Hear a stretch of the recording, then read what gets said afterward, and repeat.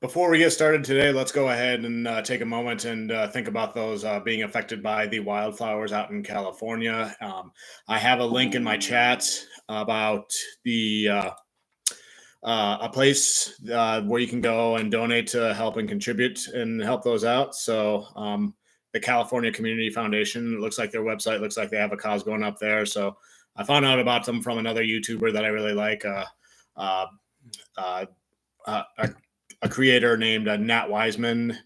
They were living out in that area. They were traveling, then they got back, and then they had to deal with that entire situation. Feel free to go follow the link and help out where you can, and just keep those people in mind there. And then and also rest in peace, Euchre, the Milwaukee Brewers broadcaster. I saw him in Major League, and I learned about him from there. And like, I really thought he was fun to listen to, like in that movie. And in any games I got to, I used to be big into baseball when I was a kid, and um, yeah, that one got me. So rest in peace, Mister Euchre. There.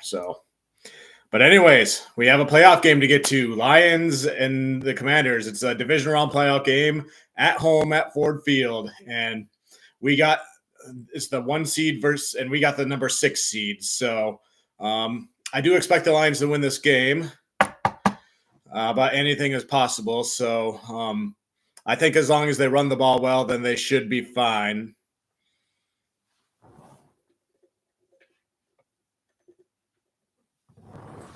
That's a little better as far as lighting goes, although that lamp feels like it's right in my face. Yeah, just waiting for kickoff. They just got done with all that pregame stuff. I don't think I've seen the national anthem yet.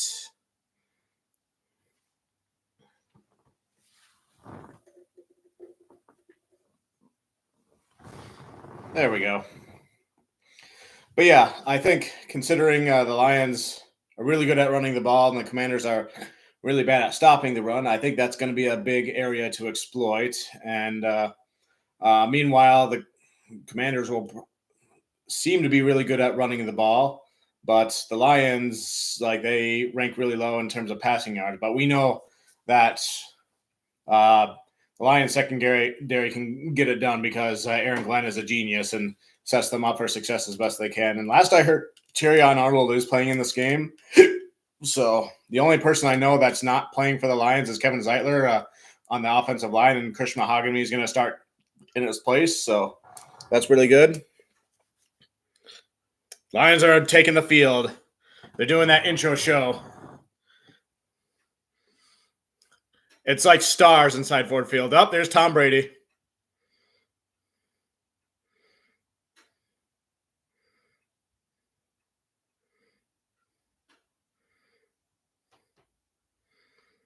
The Commanders are the story right now with everything they've done.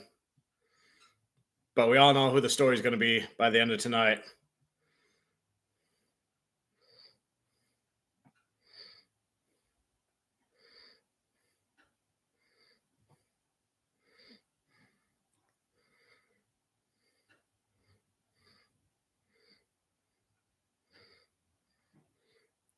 When Tom Brady talks, everybody shuts up.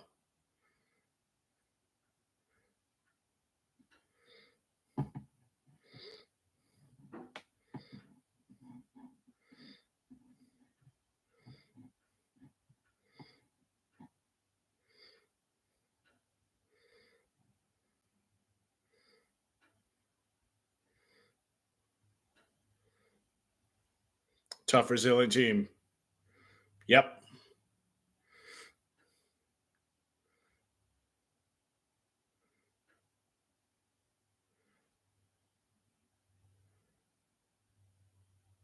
I can't see what he's got. You mean I can't wait to see what he's got in store tonight? I think the pregame stuff is getting really loud and it's affecting Tom Brady's concentration. That's funny. All right.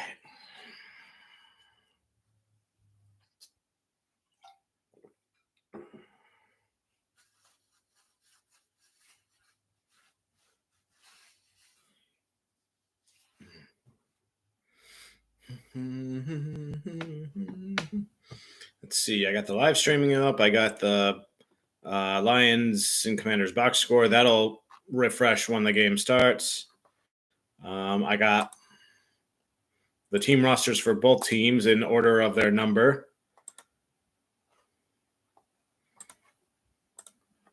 In case I need to look up somebody's number and I don't know who they are, I can easily do that. I got Twitter up. And everyone's talking about the Chiefs on Twitter there. So we barely saw any Taylor Swift, but when we did, apparently a former college basketball star, Caitlin Clark, was sitting next to her. So take that for what it's worth. I hear she's in the WNBA now, but hasn't made the women's basketball Olympic team. So, and I got virtual Monopoly going on right now.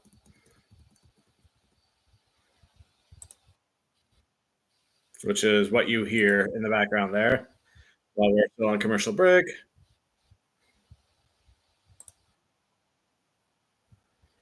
All the talks on Jaden Daniels. Got to say that that Hail Mary play against the Bears was definitely an attention getter. So, but he's done a lot of good things too. But I think his luck is going to run out tonight. I think he's about to realize how difficult it is to play at Ford Field in a playoff game. Dan Quinn, though, he's no average coach, though. He's done a lot of good things. If I remember right, he was the defensive coordinator for the Seattle Seahawks during the years when they were going to the Super Bowl. And then he was the head coach of the Atlanta Falcons the year that they went to the Super Bowl, like the infamous 35 to whatever halftime lead blown out by Tom Brady coming back in, what was that year? Was that Super Bowl 2017? And then he was the defensive coordinator for the Cowboys the last few years or so and did a really good job with them. And now he's here with the Commanders. And yeah. So he's a coach I definitely do not underestimate by the slightest. Bobby Wagner, I know a longtime Seattle Seahawks player. He's been around, seen it all, that sort of stuff. Commanders have a slot cornerback, a rookie one named Mike Chandler still, who was on the U of M Wolverines team last year when they won the championship. So I talked about him a little bit when I was previewing possible players that the Detroit Lions might draft. And I believe he went in the second round of the Commanders. That's where I think he was projected, but I'd have to go back and double check to make sure. Still on commercial break.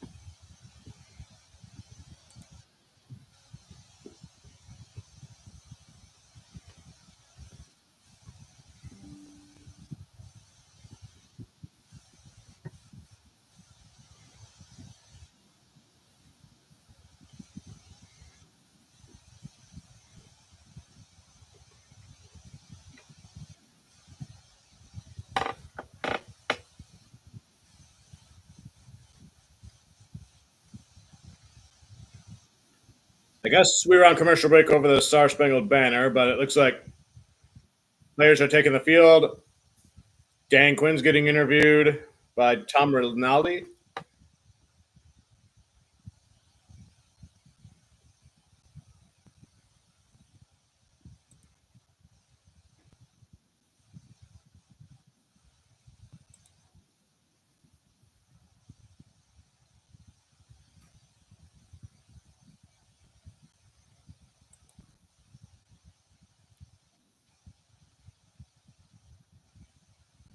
BU number 1, Dan Quinn says. Final message to the group.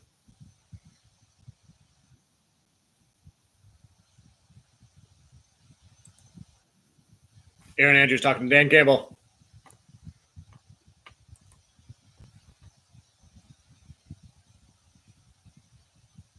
This is the next game. Golden times of our lives. Go cut it loose.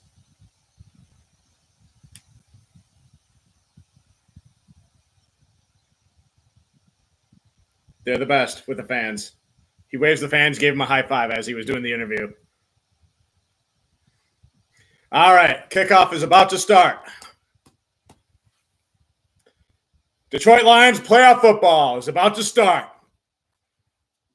Most other playoff teams have already played. The Lions are the last and the team to start their playoffs right now because the Chiefs were the other ones, but they just got done playing. And the Commanders have already played one playoff game. So now it's time for the Lions to start. They're the last ones to have to start.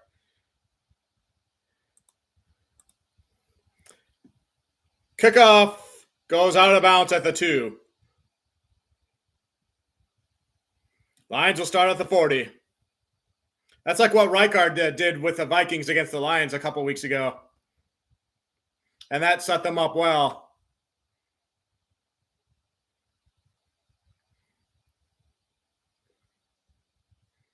So apparently the Commanders won the toss and deferred, but the Lions are getting the ball first. All right. I believe I understand that right. Anyway, 1st and 10. Goff under center. Running back in the backfield. 2 receivers on the left side. Hand off to Demo, who is back. It's good to see you back, Demo. Gets a couple of yards on that play. We missed you, buddy. We missed you.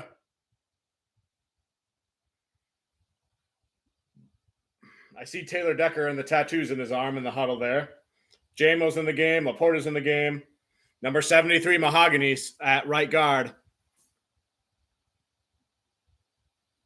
Goff under center. 2nd and 8. Montgomery gets tackled in the backfield. It'll be a loss. Fowler Jr. Yeah, that's a tackle for loss. He blitzed on that one, or Dante Fowler Jr. He came around from the end, and he was untouched. It looked like he got past St. Brown as he was trying to juke to go for a route. But it's 3rd and 13 now. Goff's in shotgun.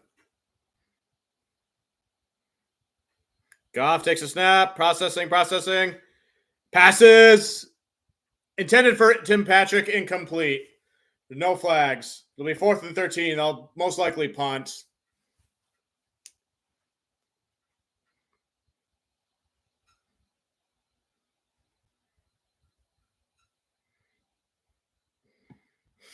So the Lions will punt. It's fine, though, because we have good field position, so I don't think the Commanders will do anything on this first opening drive.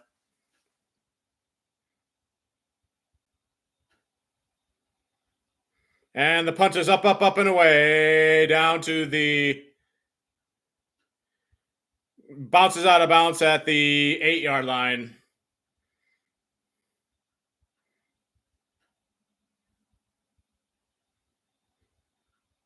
So Washington will take over at the 20. Jaden Daniels takes the field. He's all everyone's been gushing about since I turned this program on. And Ford Field's starting to get loud. And I hear, "Welcome to the jungle." What a perfect song to go with the analogy of this.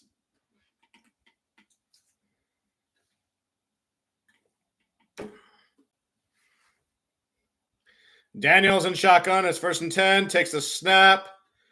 Passes up the middle. Caught. Will gain about 5 yards there. Tackled by Jack Campbell and Brian Branch.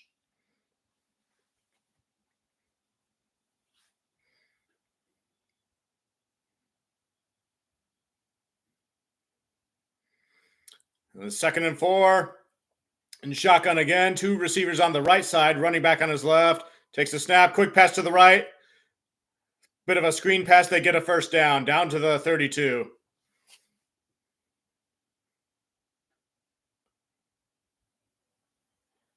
Amik Robertson is down and he looks injured. He's not getting up. He rolled over slightly.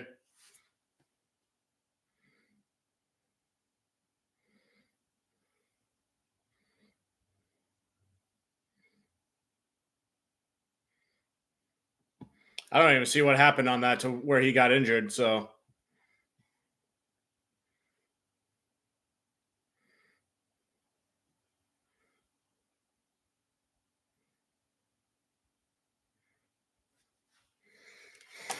okay.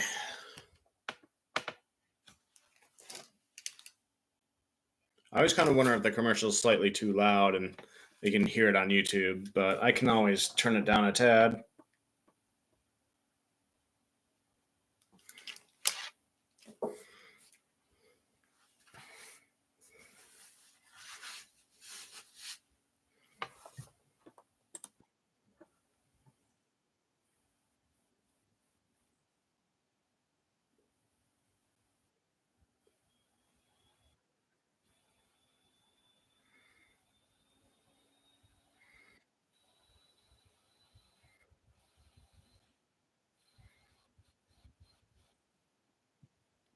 Playing the Monopoly game, just something I'm doing to pass the time on commercial breaks, and I hope Robertson's going to be all right. Hopefully, he'll just like get up, looked at the blue tent for a little bit, then come back out by the next drive. Yeah, Robertson's the player who had a really good game against Jefferson, and he really stepped up against him and helped shut down Sam Darnold and all that.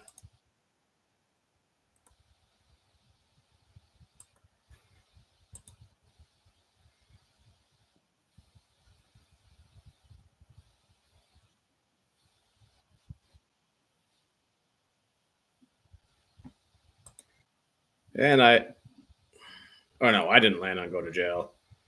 The other one did. I saw one person in there, but nobody's in there right now, so I don't feel that much of a need to try to entertain or inform.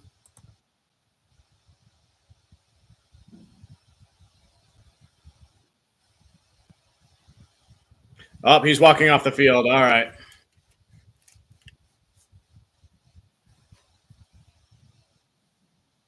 Oh, his arm got sandwiched.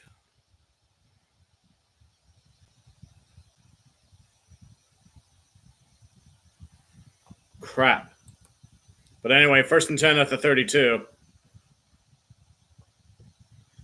I wonder, is Ennis Rakestraw playing in this game? Is he eligible? Quick pass to the right side to the 7. Branch tracks him down, going out of bounds. So it won't be a 1st down, though.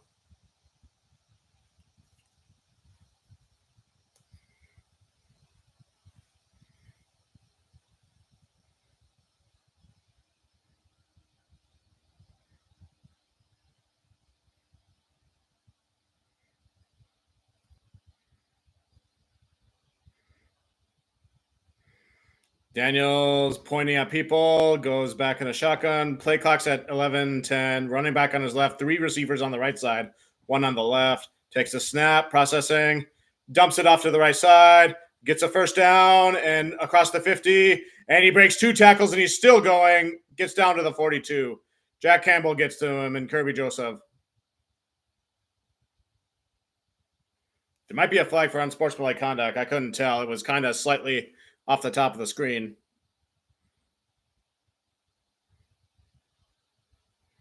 Malafanu straight up missed that tackle.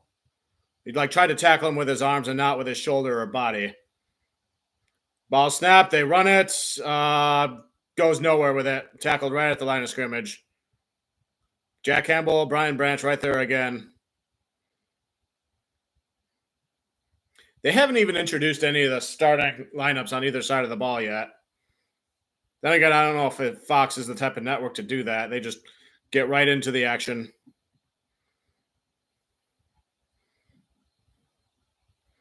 But a 2nd and 9 at the 36. Daniels is shotgun again. Play action. Scrambles to his right. Lobs it up. Out of bounds, incomplete. It'll be 3rd and 9.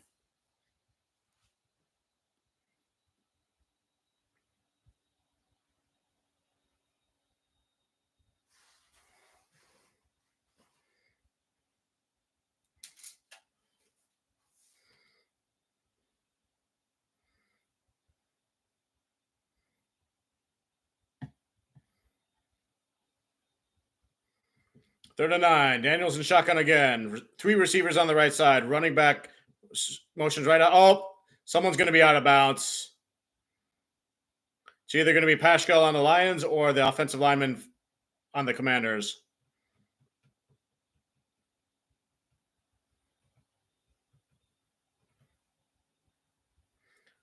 False start on offense. Replay 3rd down. All right. I hear the gongs for the 3rd down stuff.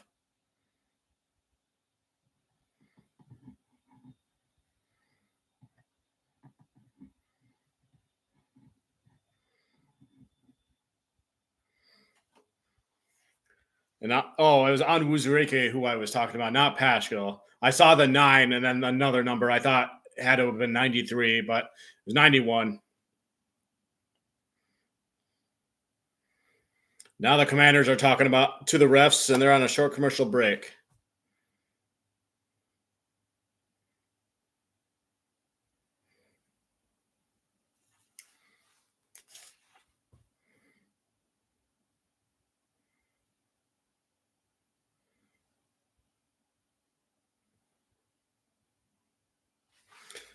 All right, commercial's ending, but the play is snap is about to start. Daniels takes it, and he's rolling to his right, dumps it off again.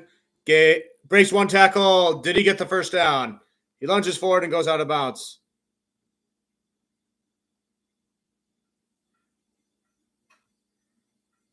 That was bad broadcasting on Fox's part. It looks like they didn't get it. They're a yard short, and they're going to go for it on 4th down. It's at the Detroit's 27-yard line, 28. Daniels in the shotgun, 18 in motion. Oh, no, he's under center. And he gets sacked. Who's number 18 there? All right, I got to explain what happened here. Marcus Mariota.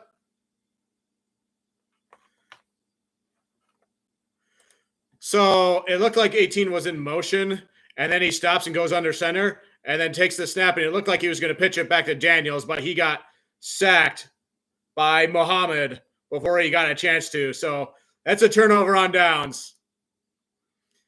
I love it when other teams try to do 4th down trick plays, try to copy the Lions, and then it backfires on them, especially when they try it against the Lions, who are the daddies of that play. And now the Lions will take over. So that's why good field position, the kickoff to start at the 40 and then the punt afterwards. That's why it's important, because now we get the ball back and we still have a decent amount of field position to work with. Because, if those little things with special teams don't happen, then Washington probably would have put points on the board by now. But it's still a 0-0 game. Excuse me, I have hiccups. That should do it. This is a little random, but probably about a decade ago, before I got into NFL and all that stuff, I was a big fan of Survivor, and there was this podcast I would regularly listen to called RHAP, and they had Boston Rob, one of the Survivor legends, on as a guest, and I asked the question to him through the podcast. They took it down, but I have the transcript from it.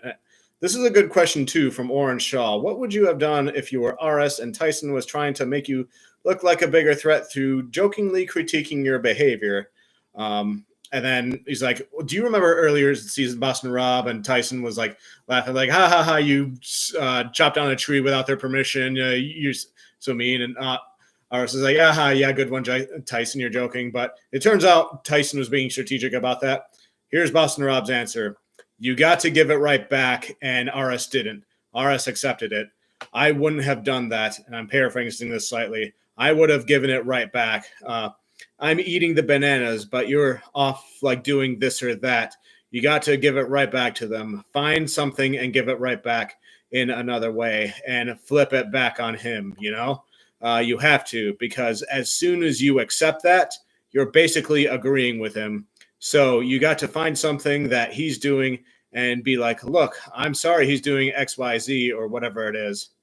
And then later on, yeah, I don't know, but Tyson does in a way where he's smart about it. He does it in a way that seems like it's funny and non-threatening. He could easily go back to camp and be like, "Bro, what are you talking about? I was just making some jokes, you know. I was just making a joke. RS isn't going to confront him. He's smart." Basically saying why he wouldn't like go and confront him because like he knows you'd play it off like a joke. RS is a real smart player, you know. That's pretty clear. Meanwhile, Goff gets a first down pass to Jameson Williams toward the sideline. But I'm going to finish reading this. So he kind of just said it to kind of squash it, like what he wound up doing, and be like, "Yeah, you're right. That's funny. Ha ha ha." You know, just to squash it. And on the flip side, if I were Tyson, I would have continued to do it and do it to the point where he got upset, and then I'd stop and while he giggles, you know. So, yeah, moral of the story: if you get criticized, you got to get criticized right back. Otherwise, you're communicating to everybody that you agree with being criticized. And Gibbs runs for a first down, gets a chunk play there for about 15-ish yards. So this Lions offense is waking up.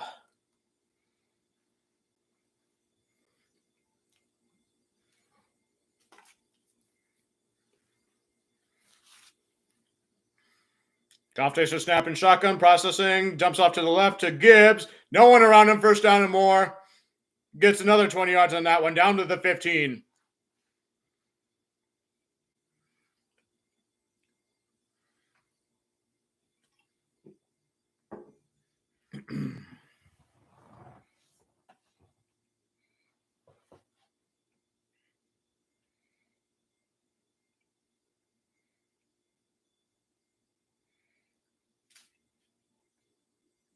It's 1st and 10 at the 14. Goff is under center, 2 running backs behind him. St. Brown in motion. The ball is snapped. Hands off to Gibbs. Goes around the right side. Breaks through. Gets almost to the first down, which is at the 4-yard line. Did he get it?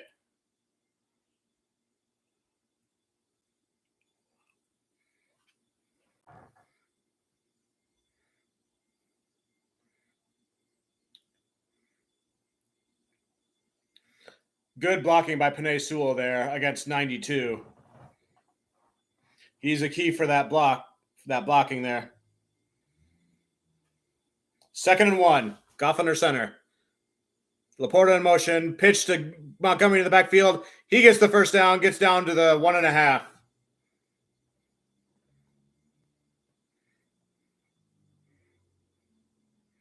It's so good to see Monty back for those type of plays. St. Brown and Monty and JMO look like they're going to the sideline. Brock Wright is in. Skipper is in. And Gibbs is in. Goff is under center. It's 1st and goal at the 2-yard line. They give it to Gibbs. He's in! Touchdown! Lions are on the board first. Gibbs doing his dance. Hopscotch type stuff. So it begins. So it begins.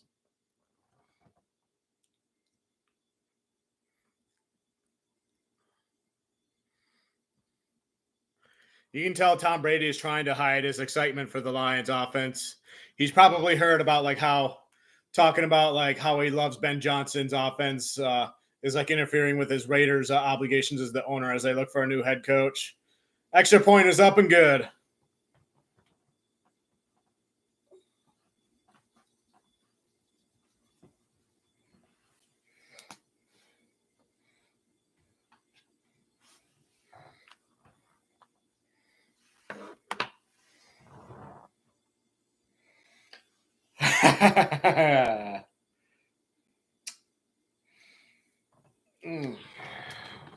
Lions are on the board. It was their second drive when the points finally started happening. So I'd say relatively right on schedule there.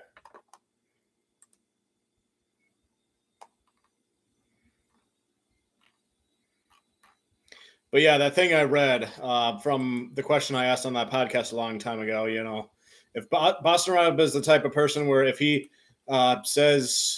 gives a piece of advice, then it's probably good advice and everyone listens because he's, earned the respect and he's truly thought of as an alpha male because like the first time he played Survivor All-Stars, which is probably back in like 04, he played in such a way where he dominated all aspects of the game. Like he's carried his tribe through the challenges and won the immunities for them. And he was calling the shots strategically with like the different alliances he made and who got voted out. And he did all that while getting himself a girlfriend who he would later marry. So anybody who wants Boston Rob's type of success, they tend to listen to the advice that he has to give with any situations like that. So yeah, some people think he's a jerk and like they use that as an excuse and they're like, well, Boston Rob is doing all this, is having all this success and he's not being nice about it. So if I want success, I don't have to be nice. And, people see that as a role model. So, and I think he kind of learned that lesson because he didn't win Survivor All-Stars because like he burned a lot of bridges with the people on the jury. And then he learned that lesson for when he played against in Survivor Redemption Island back in, was it 2010 or 11? And he wound up winning in that way. Like he still played dominantly, but like he learned to like not be crass about his stuff towards their faces and that sort of thing.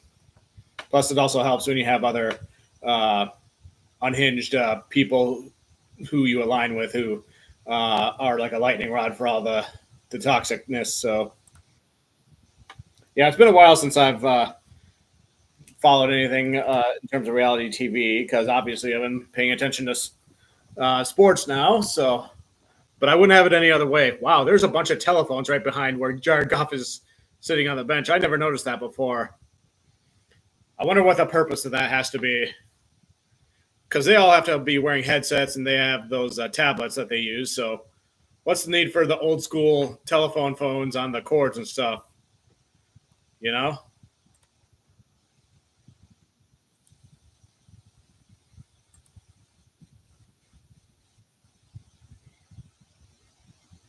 But yeah, I wanted to bring up the actual podcast where you could hear them talking about it, and I included the link in the transcript, and I clicked on it, and it's not there anymore. So the website must have made some adjustments, and it's not available there anymore. And plus, it was from like a decade ago, so maybe if I get downloaded on Spotify or Apple or whatever, but I don't have time for that right now. Anyways, Daniels and shotgun, two running backs on each of his sides. He gives it to number 8. No, he keeps it, and it goes on the left side. He gains a few yards there going out of bounds. That one fooled me, actually. Like an RPO-ish type of.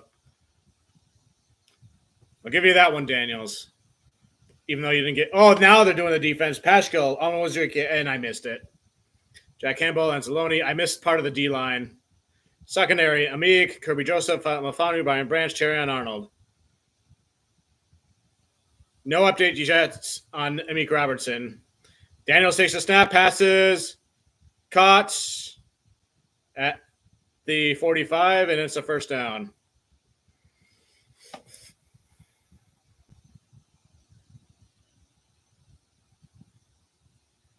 Yep, they're still on the Commander's side of the 45, so they still have like 55 yards to go for a touchdown. And it's 1st and 10. Daniels in shotgun again.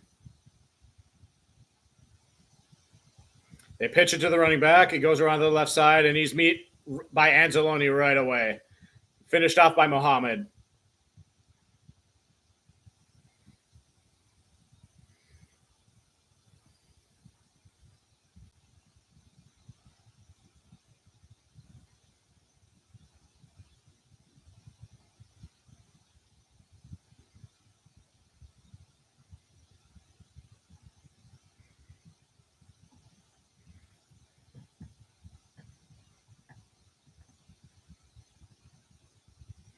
Quick pass to the right side, screen pass, and he gets a few yards to go, and he gets taken down by Brian Branch.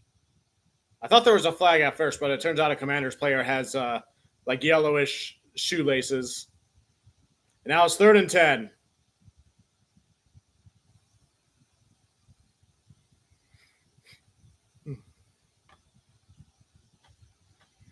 Commanders are a team that's usually good at running the ball, but they haven't had that kind of success yet. But the Lions are really good at stopping the run as well. Play clock down to 8, 7. Daniels takes a snap. Processing down the middle. Pass caught. It's a 1st down.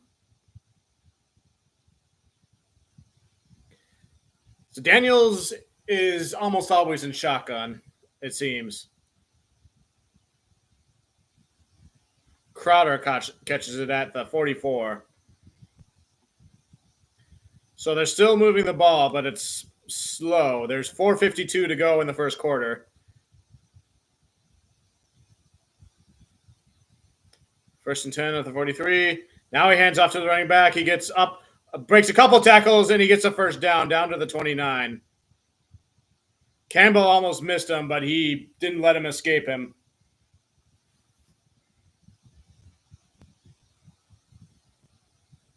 Campbell basically, he got away from Campbell, but he kept hanging onto the back of his shirt and then just kind of climbed his way back and eventually got the tackle.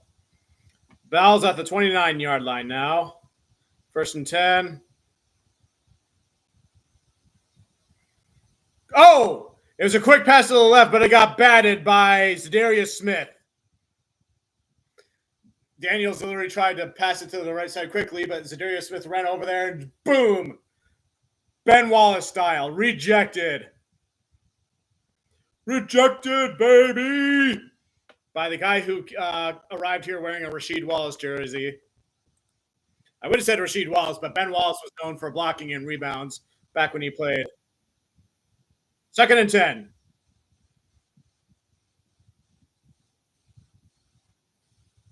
Takes a snap. Pass to the right side downfield. Incomplete. No flags. Brian Branch on the coverage.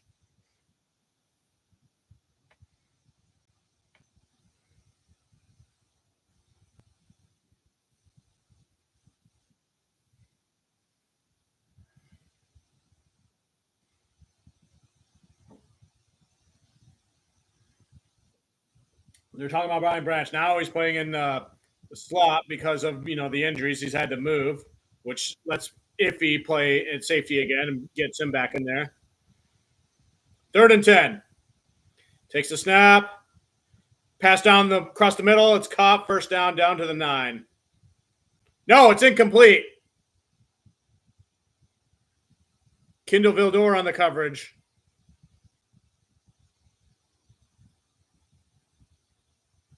Oh, he knocked it out of his hands. Nice play, Kindle Vildor. I won't lie, Kindle Vildor. You do get me worried sometimes, but you did good there, especially the last championship game when the ball bounced off of your helmet and then right into the San Francisco guys for that one catch. But please, no more of that. Field goal attempt, 47 yards. Kick is up. Straight down the middle.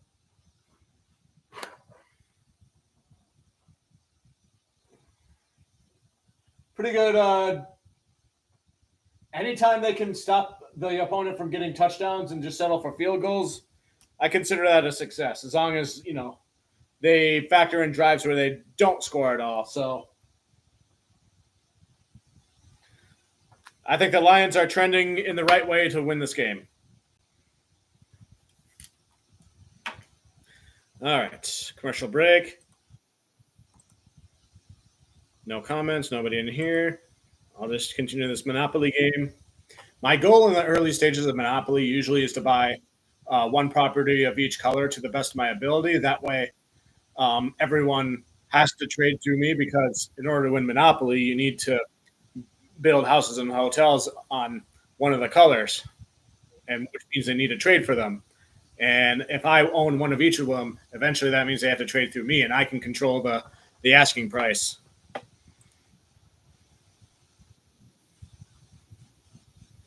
But that's my in general strategy. So here's what I have right now. I literally just bought Park Place, and then someone else owns the Boardwalk. But I have one of Park Place, one of the green, one of the yellow, one of the red, one of the orange, and one of the light blue. So purple I don't have, and the browns I don't have, which used to be violet. But I think I'm on track with that goal. So one other thing I'm noticing, though, purple, all three properties are bought there, and I don't own any there. So that does worry me a little bit, because they might just make a trade and somebody gets the monopoly and starts building houses there. That's the other goal I have. Try to be the first one to build houses, because that sucks away everybody's money faster and more consistently. And plus, I can own the majority of the houses and take advantage of the housing shortage, so nobody else can buy houses when they get the monopolies or hotels. So I'll try to get enough properties to where I can buy 32 houses throughout this game. So before I end this, I think I'm going to do a trade and acquire those purples. But the thing is, Carr owns two of the purples as well as Boardwalk. So if I trade Boardwalk for his two purples, he'll have all of the blues, and that would be trouble. I'll give it some thought. And we're back from the game. They're talking about Aaron Glenn. He's talking to Brian Branch. Kickoff's about to happen. Refreshing Twitter.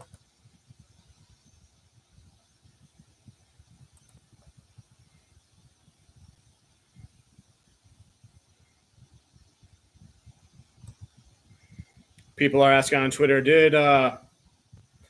did Robertson break his arm or something?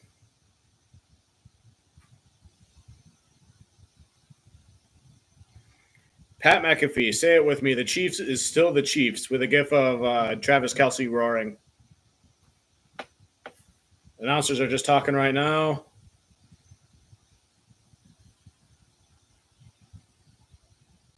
Perna is tweeting, this is such a dumb look for the NFL. I assume it has something to do with the Chiefs. All right, Goff is passing. Passes to Laporta, gets the first down. It was sort of like up the middle, dump off, and then he just ran right through this defender and got the first down. Tom Brady just said, I'll bite some kneecaps for you, KB. Whatever you need to do, baby.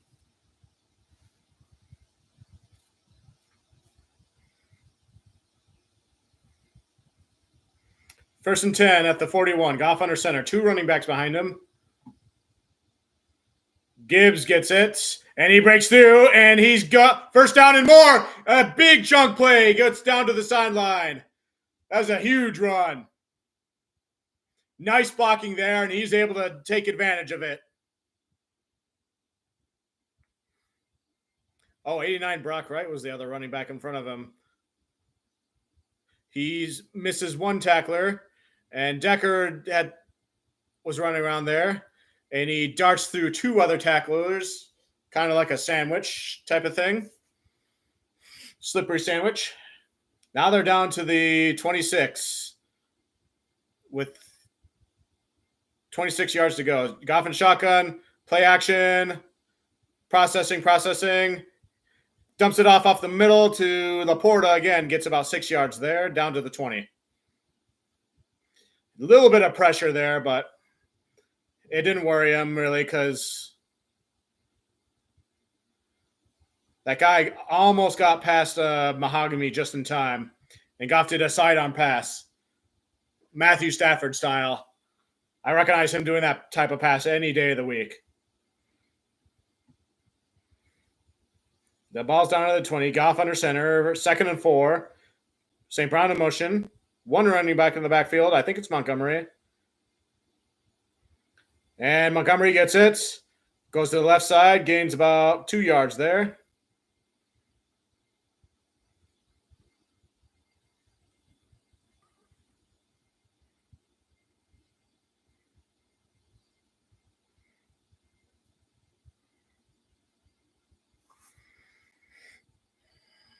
Minute 20 to go in the first quarter, as the announcers point out. And it's 3rd and 1. Goff and shotgun. I think it's Montgomery on his left side. Receivers spread out. Montgomery's lining up on the left side of the, like a receiver now. Goff takes a snap, processing. Oh no! It's a fumble, and Washington recovered. Is it incomplete though?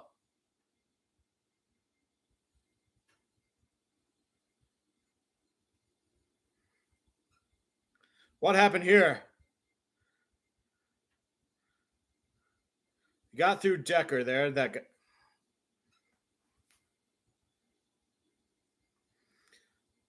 Yeah, Lulu, I guess, got past Decker and the people blocking on that left side there.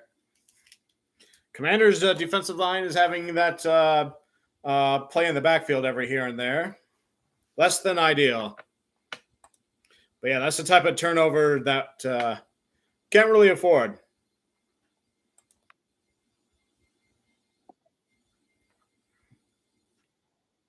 Oh, yeah, I skipped my turn. So, yeah, I'm not going to make that trade just yet. I'll let the rest of the properties be bought a little bit more. And if Carr does trade and get all 3 purples, then I'll probably try to do something.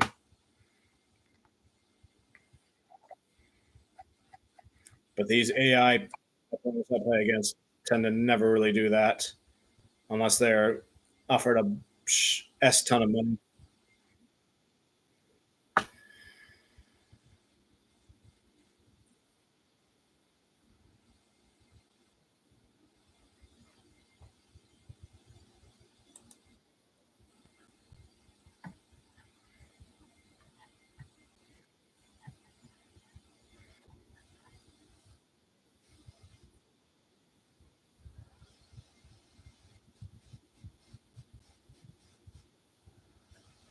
He's offering me a trade for Park Place, and I'll reject that.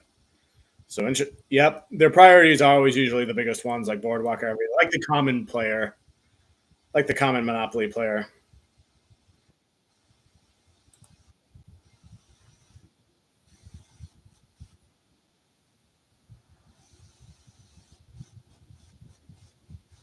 And now I get 2 light blues.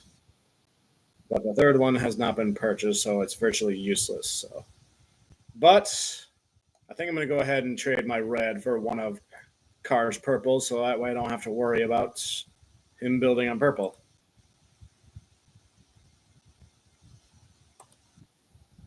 Preferably St. Charles Place, because there's a either community chest or chance card for landing on it. So, okay, now let's see what happened with the Goff fumble.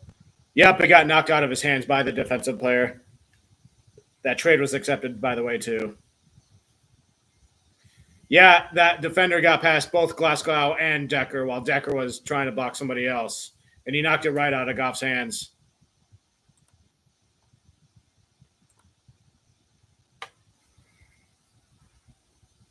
The handoff to number 8. He gets a first down. He gets 13 yards on that run.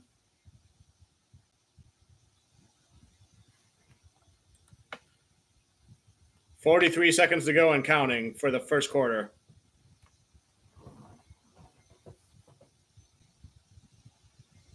So Robertson is officially questionable right now.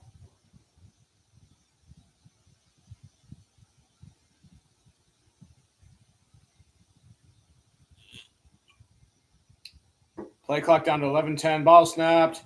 Hand off to number 8 again. Gets about 5 yards before going out of bounds. What is the name of this number 8? The guy running the ball for Washington. Brian Robinson Jr. That is a familiar name.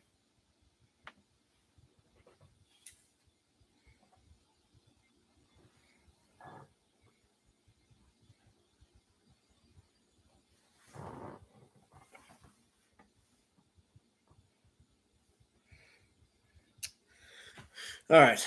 I'm going to take this time. One of my things is unplugged, and I want to plug it back in.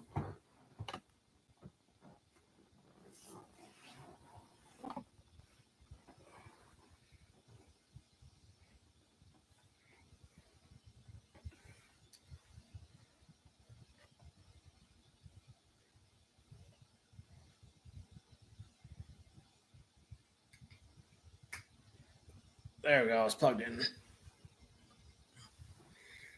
There's a Super Bowl preview. The decorations for the Roman numerals is the letters and stuff is like gold with like a line down the middle. Kind of looks like the Saint symbol, and then the background color is red. Who could that mean? Is the foretold? At least this is Fox's logo for it, at least. But who could that be referring to? I wonder. Gee, I wonder which team everybody's been kissing butt for. That could mean.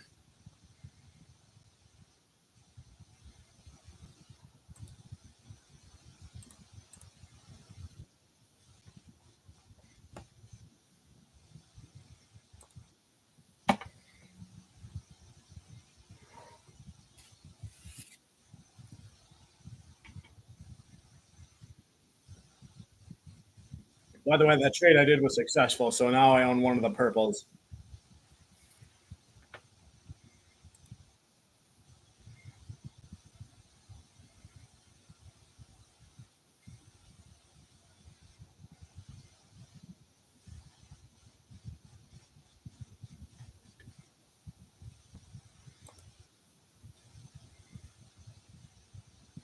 And still nobody owns the last light blue or any of the browns or any of the railroads or utilities for that matter.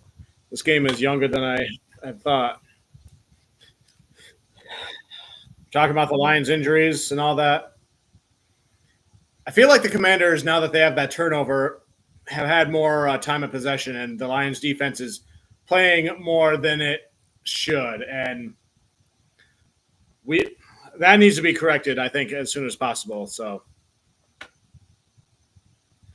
like, no more turnovers or things like that. We want our offense on the field for as long as possible. Daniels takes a snap, processing. Pass deep down, caught. Number 2. That's a chunk play right there. Dyami Brown. That was like a 30-yard play. They lost track of him and he caught it. Now it's down to the 16-yard line. Daniels keeps it, runs around the left side. Kirby Joseph on the tackle for a few yards of the gain.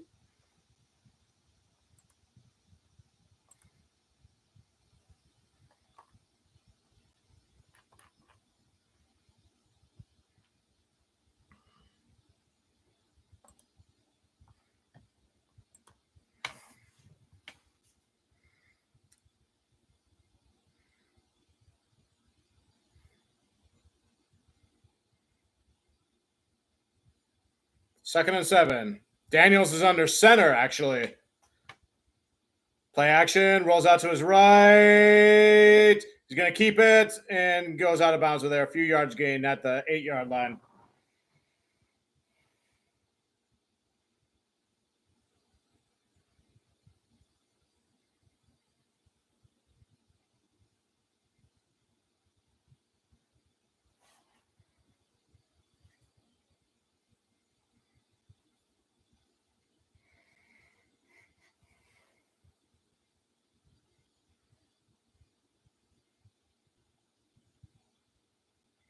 It's 3rd and 3. They're at the 9-yard line. Their first down has to be at the 6. Daniels takes the snap.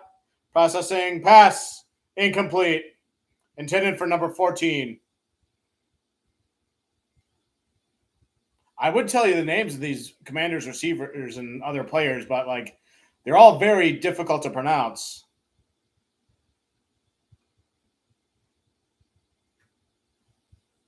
They're going for it on 4th down, 4th and 3.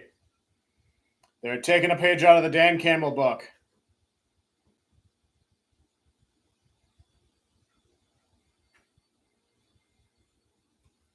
Daniels is in shotgun, running back on his right. Play clock down to 4, 3, 2, 1. Snapped. Up the middle. Caught. Wrestling for the touchdown. He doesn't get there. 2 yards shy. So they got the first down. It's 1st and goal.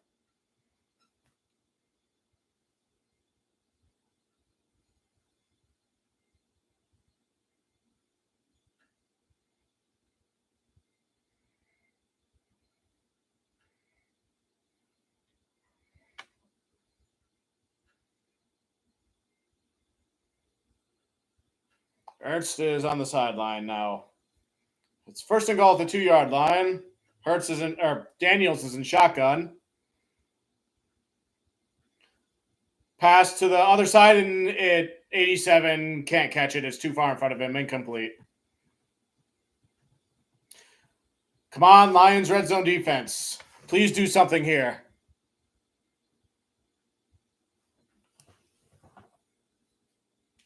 Red zone defense, we need you.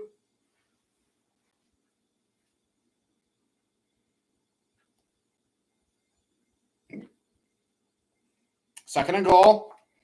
Shotgun once again, running back behind him. 3 receivers on the left side. I think it's going to go to the right side with that. Yep, Daniels is scrambling to the right, and he loses a yard, goes out of bounds. Shoved out by Kirby Joseph.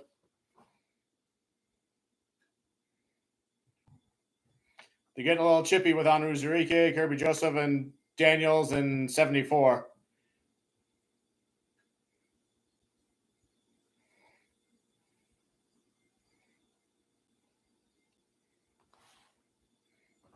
Come on, Lions. We got to stop them. No touchdown. No touchdowns, please. 3rd and goal. Daniels in shotgun. 3 receivers on the left, running back on his right, just like last play. Play action. Gonna pass. Lobs it up to the right side. The receiver falls down, and there's a flag. Incomplete.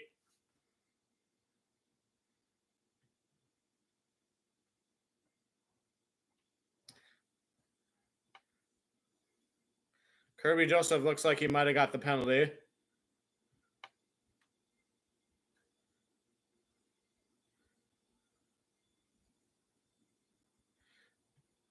Automatic first down, ball at the 1-yard line. Yeah, he was so focused on not running into Anzalone that I think he pass interfered there.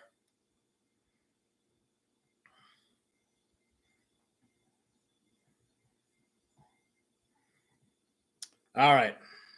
No touchdowns, Lions. No touchdowns, please.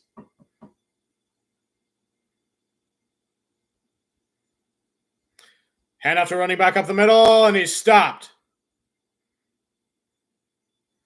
Anzalone is right there.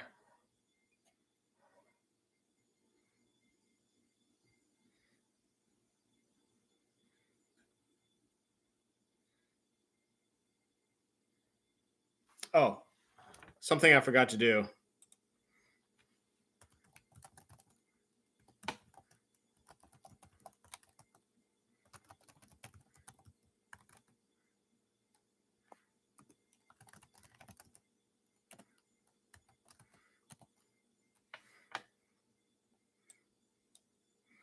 It goes up the middle. Commanders get a touchdown.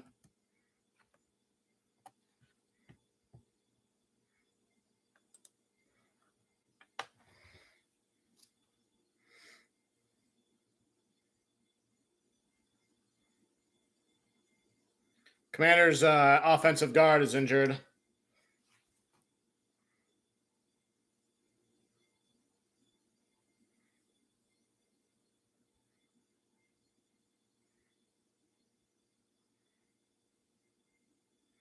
Who's that hugging Dan Quinn and talking to him? Brian Robinson.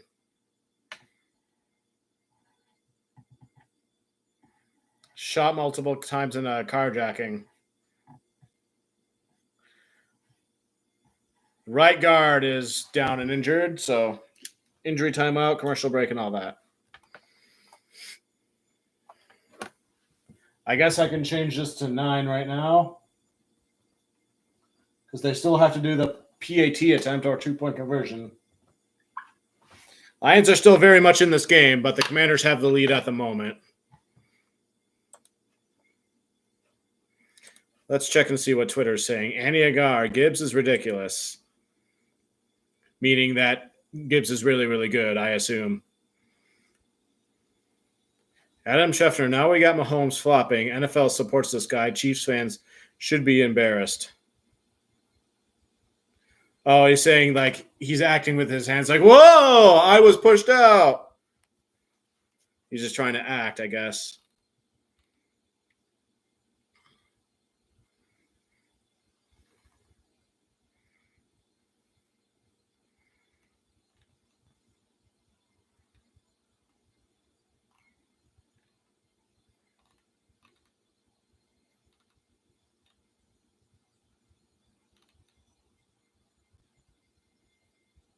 This is embarrassing for the NFL. Mahomes, embarrassing treatment.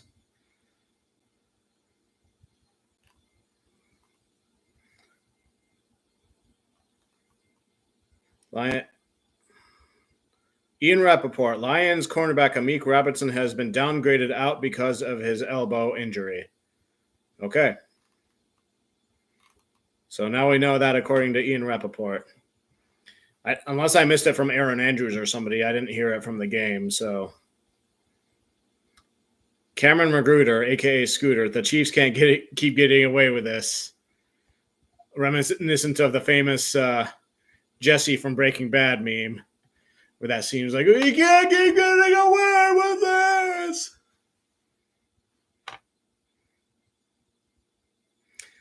Urinating tree. We cannot comprehend how powerful Chiefs bullshit really is. I mean, let's be honest, guys. We knew the Chiefs were going to beat the Texans. I'm surprised the Texans beat the Chargers last week. So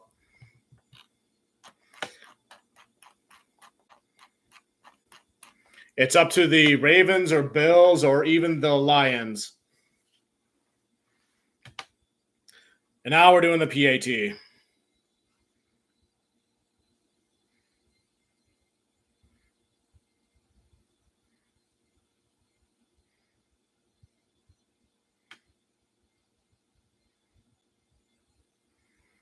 That PAT was very nearly blocked. I saw the flash of the glove hand like going right there. So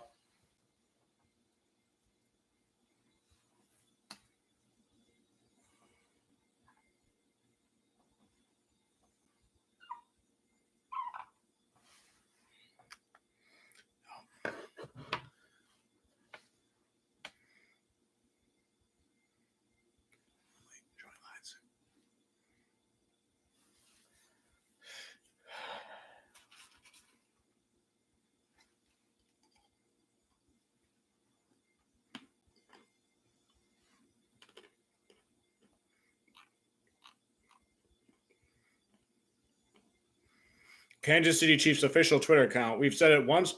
We'll say it before. In Spags, we trust. And a picture of Spagnola with his eyes glaring red like the Terminator. Yeah, he's a pretty good defensive coordinator.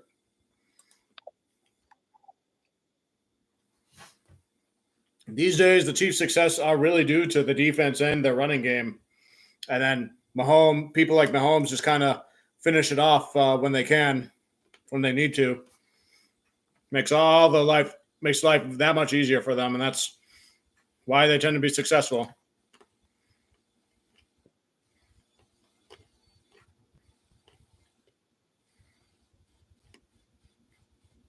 Kickoff. Reynolds gets it, brings it out to the 30.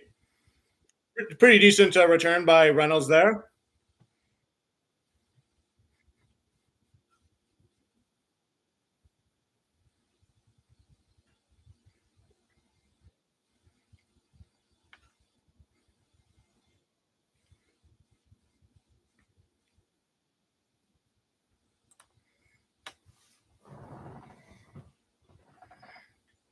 Goff under center, 1st and 10 at the 30. 2 receivers on the right, running back. Play action. He's going deep with it. Oh, Jameson Williams almost had it. Just out of his reach, but he beat the defenders there. Mike Sanders still was on the coverage, and he got beat there. Just a little too far.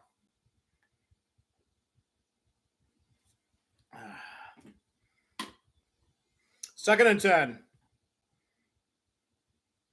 Tom close isn't good enough for the playoffs, Tom Brady says.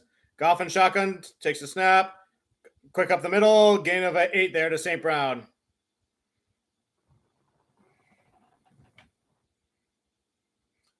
Even if we didn't catch that ball, I think the Commanders defense kind of woke up to that one.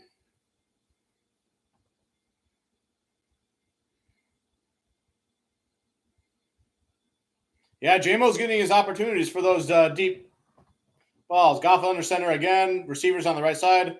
Montgomery standing to his left. Takes a snap. Processing. A deeper pass again. This time it's caught by St. Brown. 1st down and more. There's a flag, though.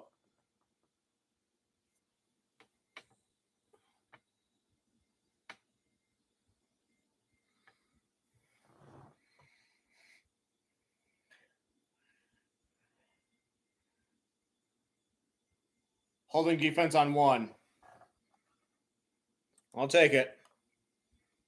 Noah. Oh, I'm not even going to pronounce that name.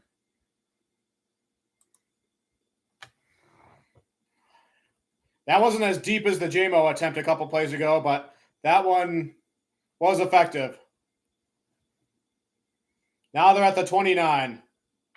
Goff under center, 1st and 10. Running back in the backfield is Gibbs. He gets the ball, goes up the middle with it, and he's going to get the 1st down. Navigates traffic and gets brought down 13-ish yard play. They're down at the 15. Something like that. 9:26 to go in the second quarter and counting.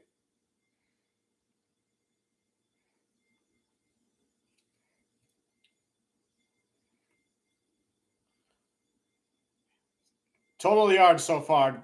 Commanders 173, Detroit 172. So it's almost as even as matched as you can get. Pitch to Gibbs. He is not going to get any gains on there. He gets tackled right at the line of scrimmage.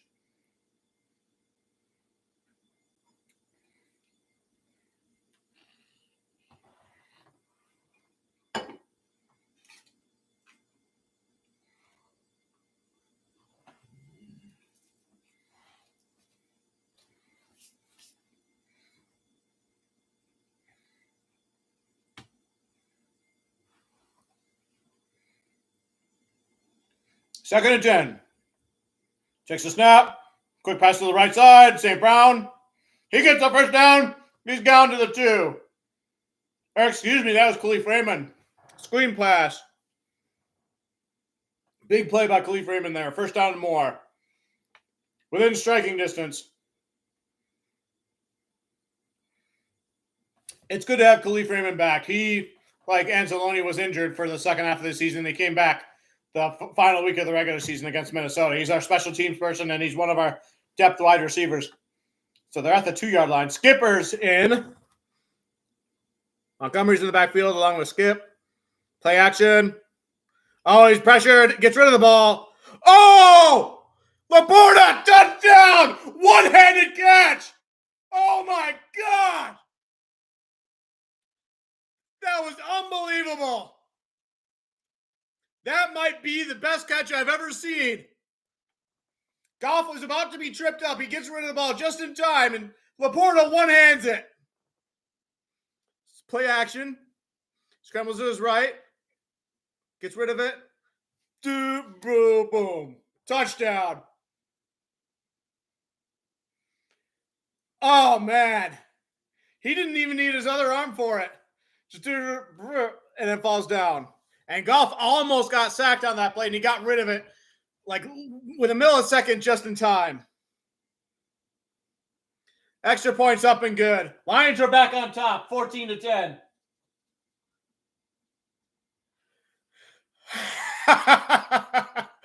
Oh, Sam Laporta, I love you. Dan Campbell's hugging Goff. He does that Cole Kmet spike.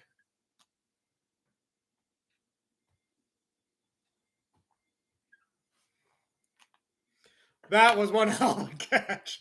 Wow. I did a short the other day about my favorite plays from the regular season. If I had to do another one, including playoff games, that one is probably one of the ones that would make the list. Man, that was great. It's not in a clutch situation, but if it was, it would probably be talked about like the Derek Barnes interception last season. But you know, man, that was fun. That was fun to see. Don't get me wrong, the Commanders players are bringing it today, but Andy Agar just tweets, "Oh my gosh, Laporta." Yes, I agree. Perna, what an insane one-handed grab by Laporta. 3 exclamation points. Oh, yeah. Everyone's tweeting it. NFL account, this Goff to Laporta connection, and then the shocked face emoji.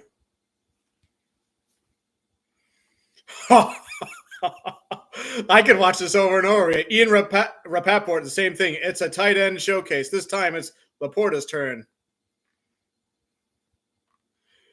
Yeah, Sam Laporta is going to be trending on social media in no time. Oh, yeah, Detroit Lions. Jay Gee drops a dime to St. Brown for a 34-yard pickup from earlier in the drive. Oh, wait a minute. Adam Schefter. Commanders tight end Zach Ertz is being evaluated for a concussion and is questionable to return tonight. Oh, interesting. Zach Ertz has a Super Bowl ring, if I remember right.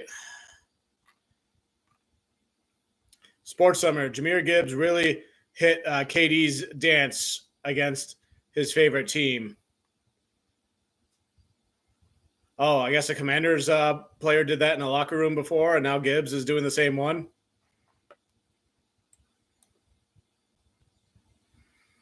Oh, baby.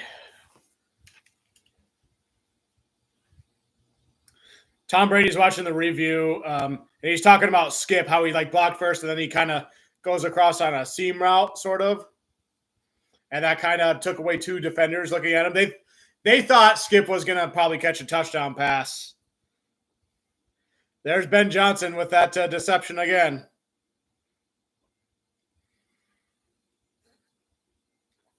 I hope Ben Johnson stays with Detroit for as long as he can. But if not, I could see him going to a team that has a bunch of pieces, on the offensive line and some playmakers and stuff like that. So preferably a quarterback that he can work with too. So maybe he wants his team to draft a new quarterback he can work with. Maybe he wants to go with one that's already been developed. It's tough to say. But I think the more important priority for Ben Johnson is offensive playmakers that he can work with and offensive line, because that's how he's able to do a lot of the trick stuff that he can with the entire offense. So I wouldn't say Ben Johnson's as much of a quarterback guru as like Kevin O'Connell or Sean McVay or the guy the Titans have now, because, when Jared Goff first came to Lions, he was already developed, and all Ben Johnson did was just invent new plays for him.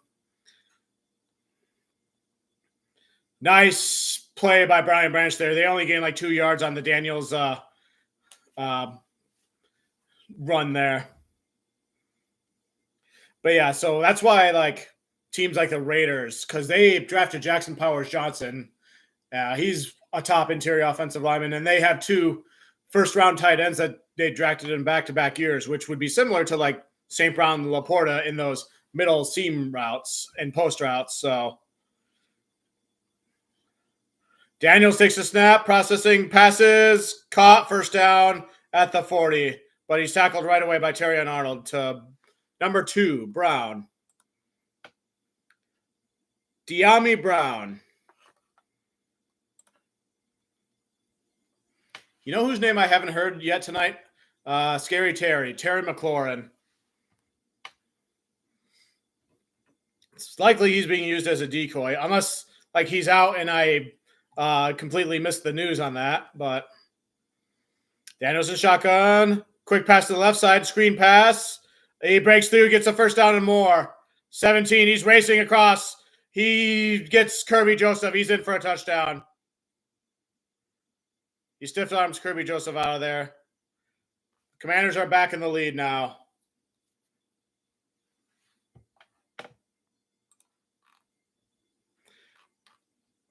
That one's on me. I spoke Terry McLaurin into existence, and he just went and did that.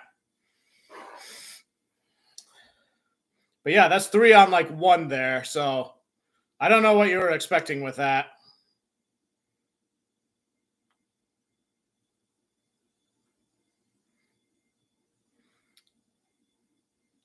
Yeah, that's a screen pass. Malafanu was dealing with something. Kirby Joseph tries to catch up.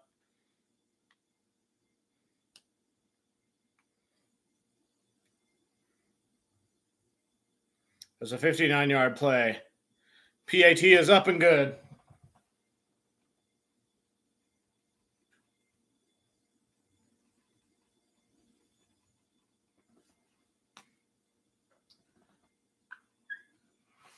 Washington 17, Detroit 14. Detroit's only down by 3.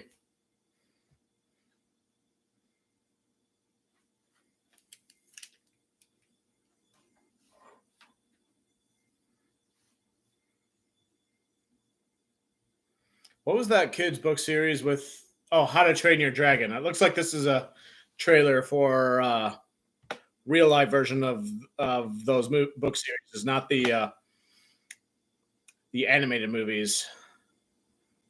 Oh yeah, I recognized like the main dragon.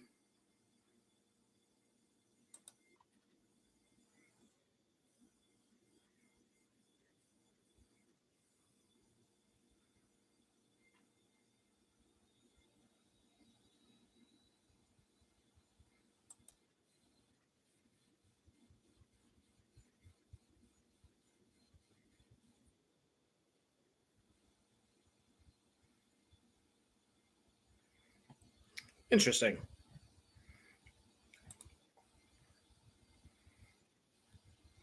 I almost forgot what I was doing in this Monopoly game. I'm at Pasco 200 though.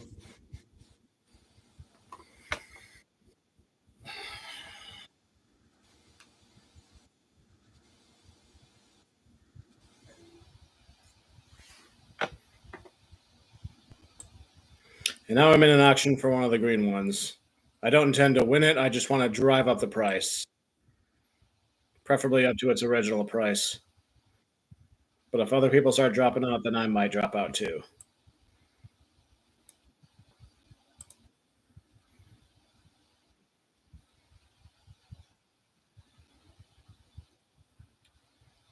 $298. Yeah, I think this is a good time to drop out.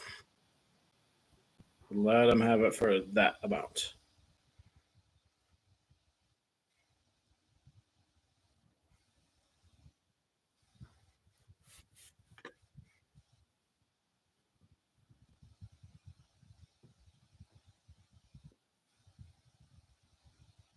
All right. From now on, I am going to do the best I can to not say that player's name again for the rest of the game to the best of my ability.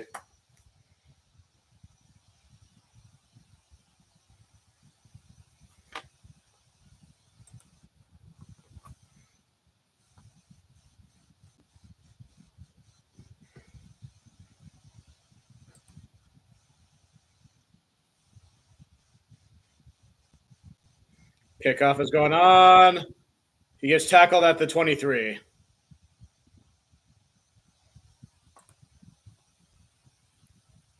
Brady's going to break it down for us.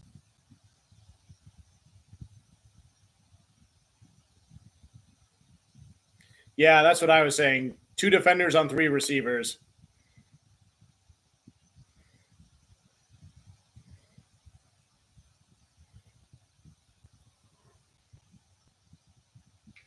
Anyways, 1st and 10, Goff and shotgun, running back. Oh, someone's offsides.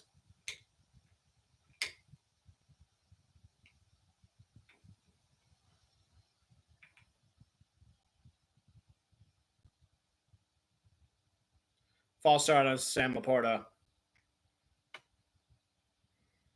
who just had that one-arm catch in the last drive.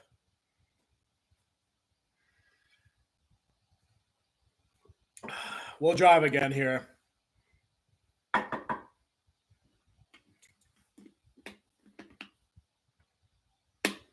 First and 15, yeah.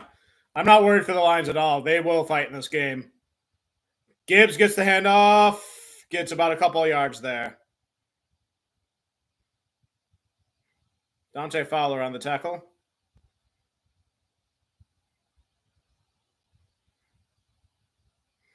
Looks like Seth Rogen is standing right next to Dan Campbell in the as part of the chain game, or a younger Seth Rogen. Second and 14. Goff and shotgun. Receivers on the left side. Processing, takes a snap. Processing, passes. Intercepted to Quan Martin. He's not tackled yet. Down to the 10 and another touchdown. Son of a God. Quan Martin with a pick six.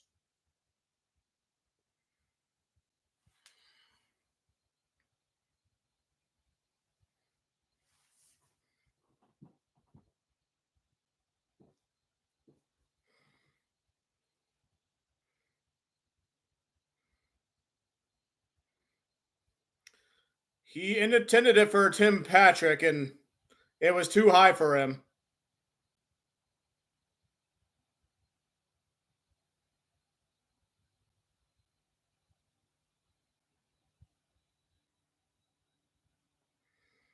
PAT is up and good. So Washington's up by 10 right now.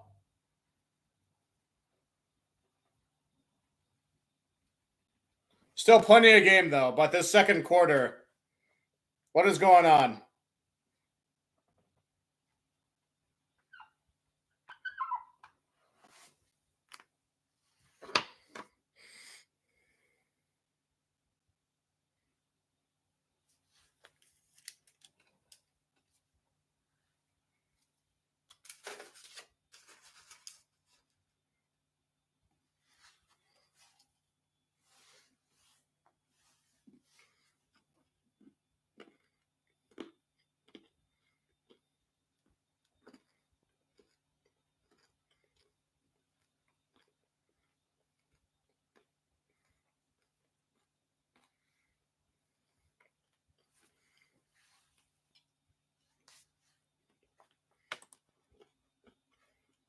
Check Twitter.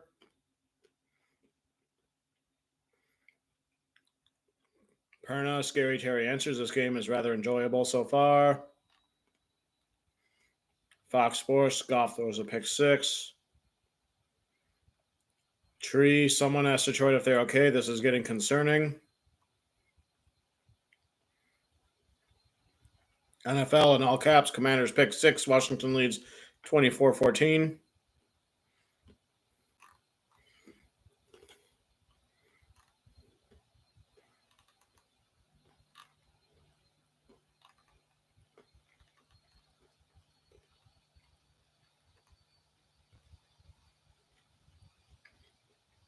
Barstool Detroit. Oh my God, Sam Laporta, referring to his touchdown catch from before.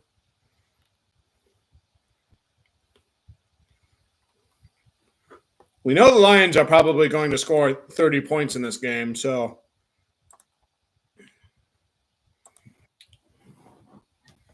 and they're only down by 10 right now, and the second half isn't even over yet, so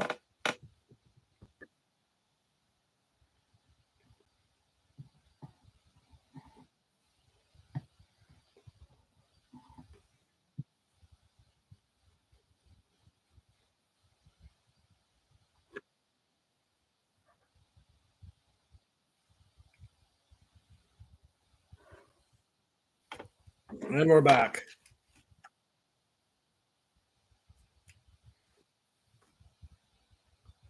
Jared Goff is going to the blue tent.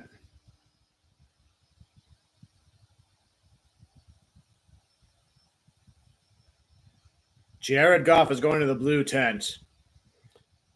He must have tried to tackle someone on the pick six and got something happen.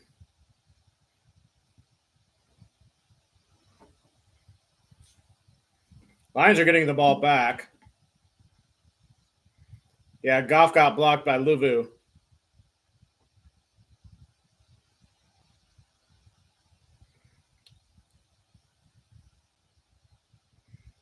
Refs missed a penalty on the hit in the head.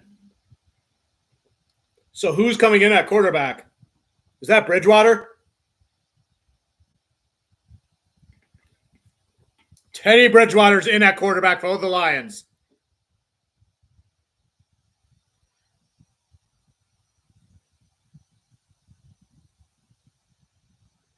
False start on Gibbs.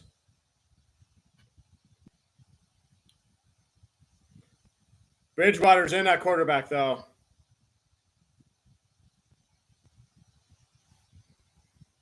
Teddy Bridgewater, who spent this, he retired last year, coached a high school team to win a state championship, and then unretired and joined the Lions.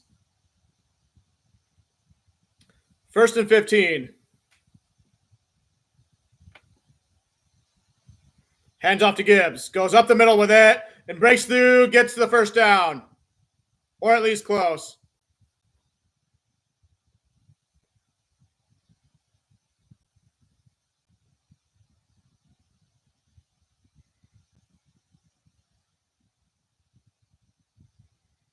Second and 1.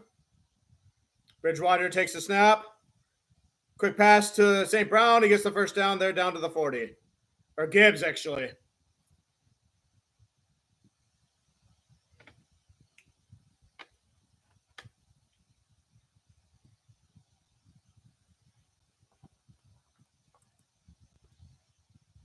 Goff is coming back out from the tent.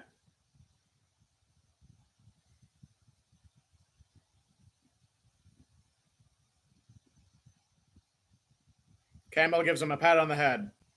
Bridgewater's under center. 1st and 10. Hands off to Gibbs. It's a reverse end around to Jameson Williams. He's breaking through. He's going to get a first down in more. Down to the 40, down to the 30, and crossing across, down to the 10. He heads it up.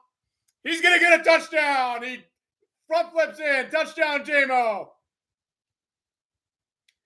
End around reverse play to J-Mo, and he navigates it through everybody. Touchdown. We're only down by 4 now. 4:01 to go in the second quarter. Tom Brady's like, this is crazy. This is video game stuff. I love this Lions offense. I love the whole team, but this offense especially. He's almost about to go out of bounds, but then he cuts across the field.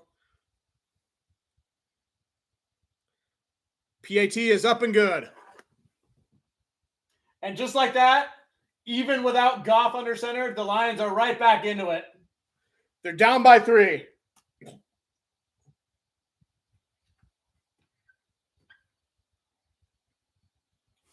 And I think I'm assuming Goff will probably go back in on the next drive.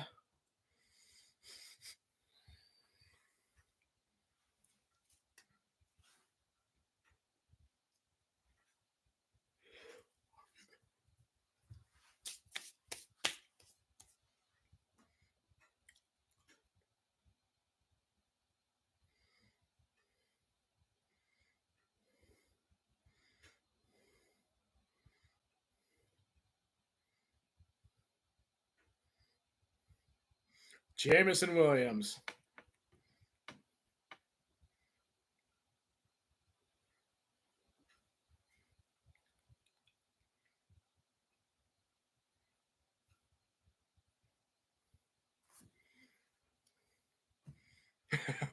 He's asking Tom Brady, you all right? Your heart racing's a little bit. We know Tom Brady gushes over this team.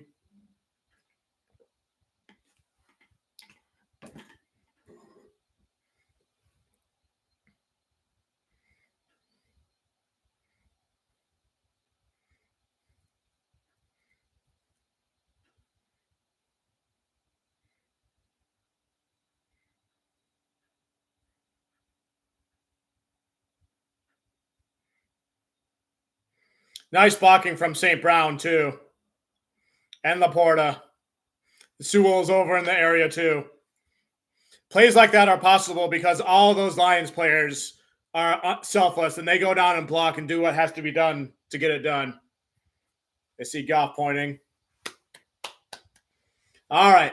Commanders defense back on the field. 1st and 10 at the 30. Surprise, surprise, Daniels in shotgun. He hands off up the middle.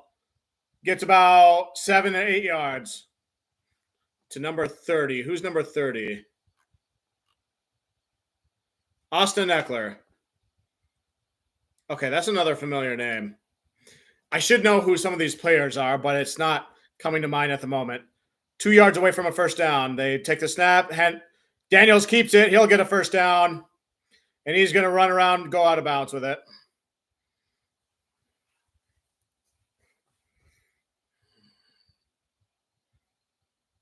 The triple option is what they're calling it that the Commanders are doing.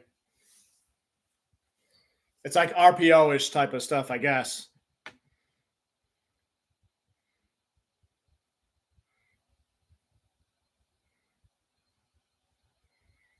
First and 10 at the 47-yard line. Daniels once again in shotgun. 3 receivers on the left side. Toward the left. One of them goes into motion. Handoff up the middle. Campbell gets him. Gets about a couple of yards. Levi Onwuzurike is there for the assist. Both of them Brad Holmes draft picks. I like to pay extra attention to any player Brad Holmes has picked in the draft since he got here. And now we're starting to get into the stage where, like, some of their contracts are coming up after 4 years. So it'll be interesting to see if they get brought back or what happens with them. All right. 2nd and 8. Daniels in shotgun again. Running back on his right. 2 receivers on the left. Play action. Processing. He's going deep with it. He catches it down at the 7. De'Ami Brown catches it, and it's down at the 7. The clock is ticking down to 2:06, 2:05. It'll probably go down to the 2-minute warning. Kirby tries to cover his eyesight, but he still catches it.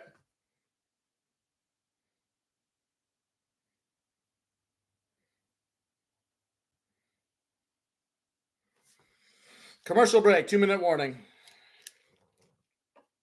Well, we do have a kind of a shootout, but I figured the Lions would be kind of in front of the shootout, but it's kind of, I don't want to say it. I don't want to jinx anything. Let's just go check what's happening on Twitter.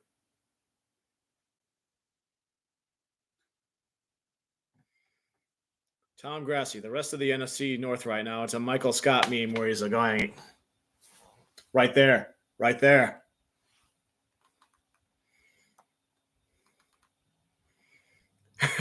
Perna, did JMO just impregnate the turf, referring to his touchdown celebration where he's like air humping the ground or doing push-ups or whatever?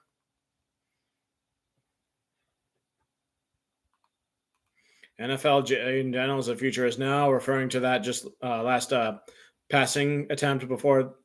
Patrick Mahomes, the official account. Thank you, Chiefs Kingdom. See you next week. And then an alarm clock emoji. Like one of those classic alarm clocks with like the 2 bells on it and then the time, the analog time. Detroit Lions, Waymo gone with the touchdown. Lions injury update. Jared Goff is being evaluated pursuant to concussion protocol. Oh, shit.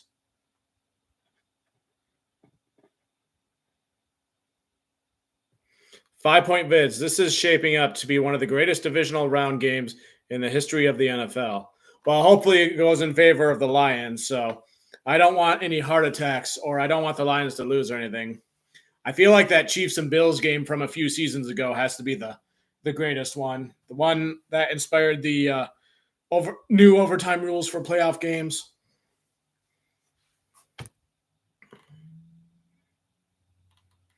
Perna, I hope Goff is okay, and Teddy, I trust. I guess next time Lions are on offense, we'll know what happens if if Bridgewater is under center, if it will be back out Goff again. But then I saw like concussion protocol, and it's like, oh, that usually takes people out of the game. So I hope Goff comes back in. If not, I have all the confidence in Teddy Bridgewater and or a Hendon Hooker. The Lions have enough playmakers to be able to make do regardless, but it wouldn't be the same without Goff for sure. Anyway, 1st and goal for the Commanders at the 7-yard line. Once again, Daniels in shotgun. We need a turnover here. Come on, Lions, red zone defense. The handoff. No, Daniels keeps it, goes up the middle, gets 2 yards. He even fools me on a couple of those.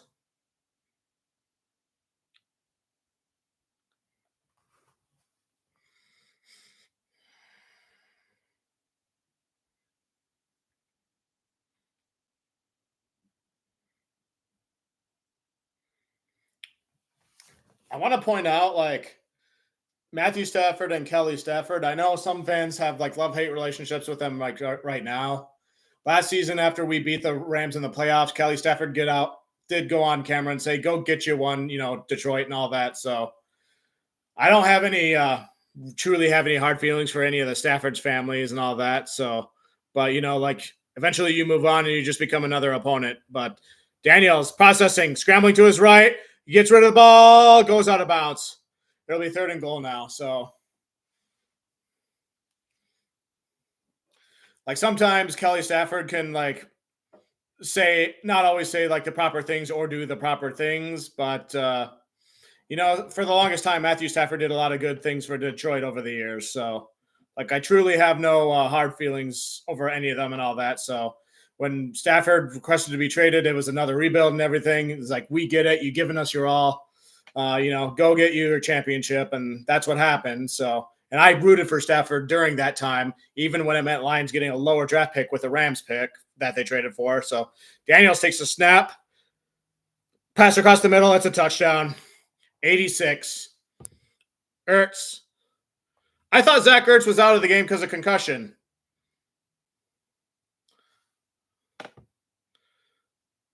So was he just on concussion protocol and then he cleared it and came back?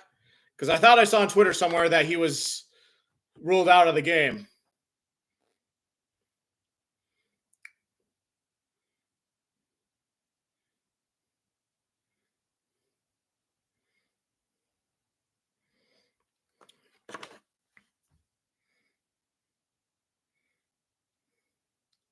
Extra point is up and good. Commanders are up by 10 again.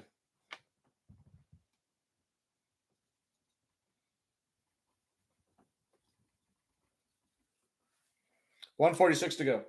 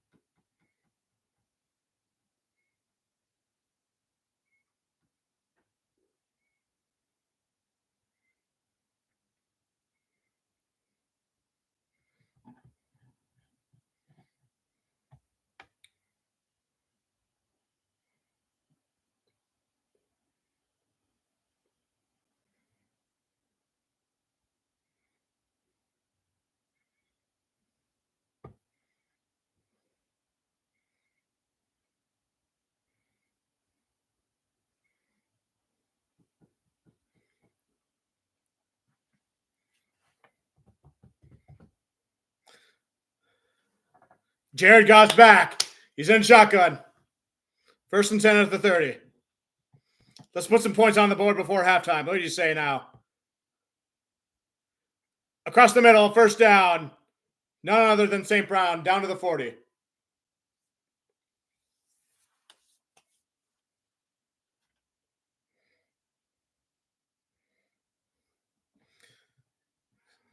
Goff takes a snap and shotgun again. Processing. Across the middle pass again. Caught to Laporta. A few shorts of the first down at the 50. They're doing hurry up offense. Goff and shotgun again. Processing. Now across the middle. Ooh, that one was close. It's a first down to Gibbs. Caught to Gibbs. That was in double coverage, too. Wow. That was a gutsy one. Detroit calls a timeout.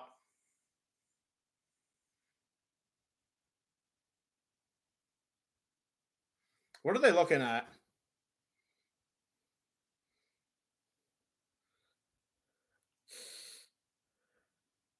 They're wondering if it was a catch or not, if the ball bounced on the ground.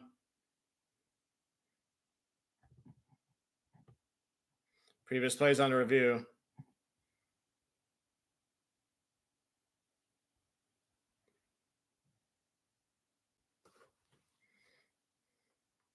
So if it's incomplete, Detroit gets their timeout back.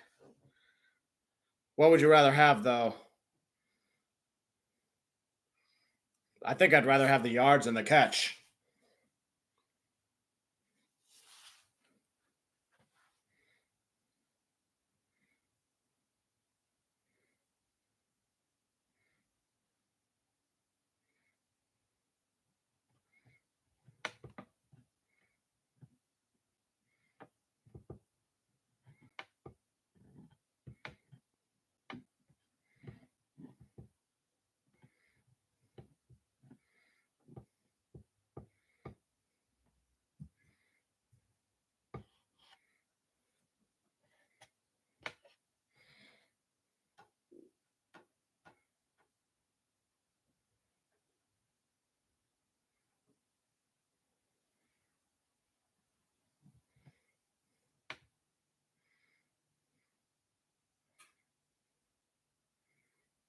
Incomplete pass.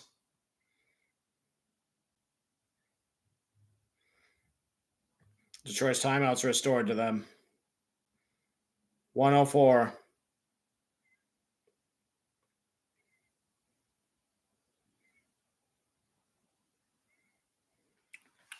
I really need to use the restroom, but I don't want to miss any of this.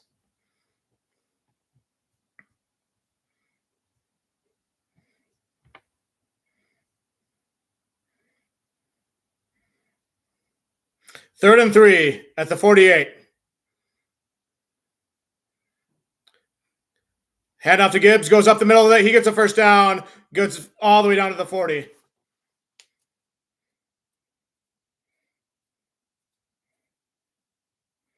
They're hurrying it up. They're trying to get in the field goal range. 48, 47, 46. Ball snapped. Goff processing. Oh, pass is tipped incomplete. 42 seconds to go.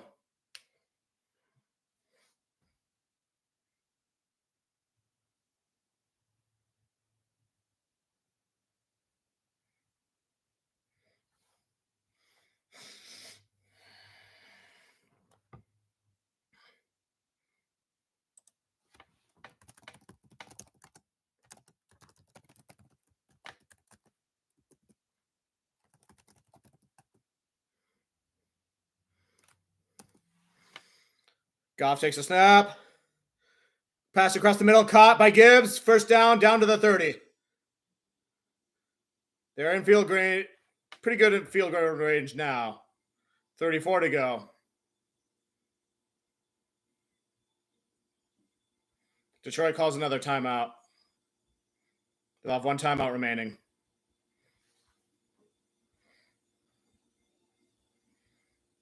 I think in this situation, if you can get really close to the red zone, getting close to scoring, then go for the touchdown. Otherwise, just take the points and get the field goal.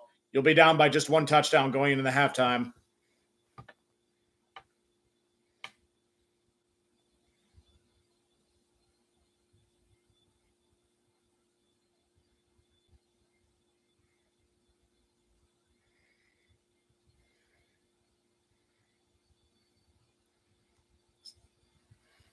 This is a disappointment. Washington calls a timeout now.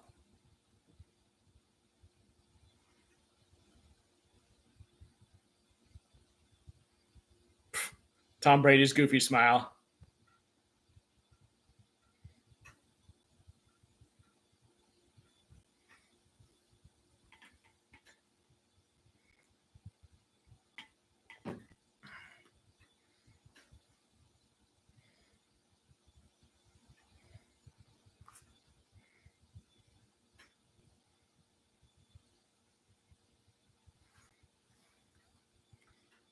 All right, here we go. Goff and shotgun, 1st and 10. Takes a snap. Processing. Passes. It's intercepted in the end zone. Mike Sainristil. They try to pass it into the end zone, but Sainristil intercepts it. How many interceptions is that now for Goff?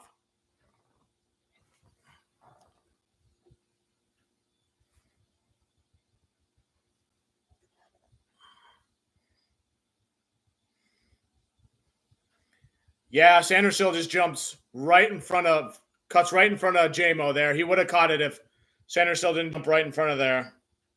That was just a good play by Sainristil.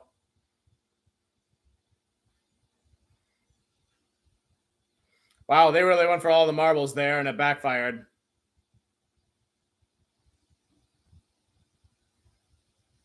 Daniels under center now at the 19. They take a knee. And halftime's about to start.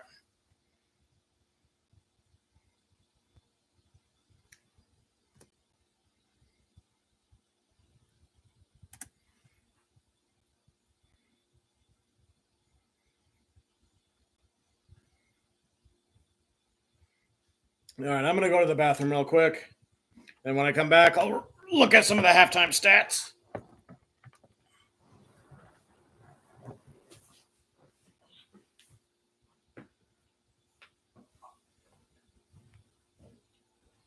No, I didn't forget about.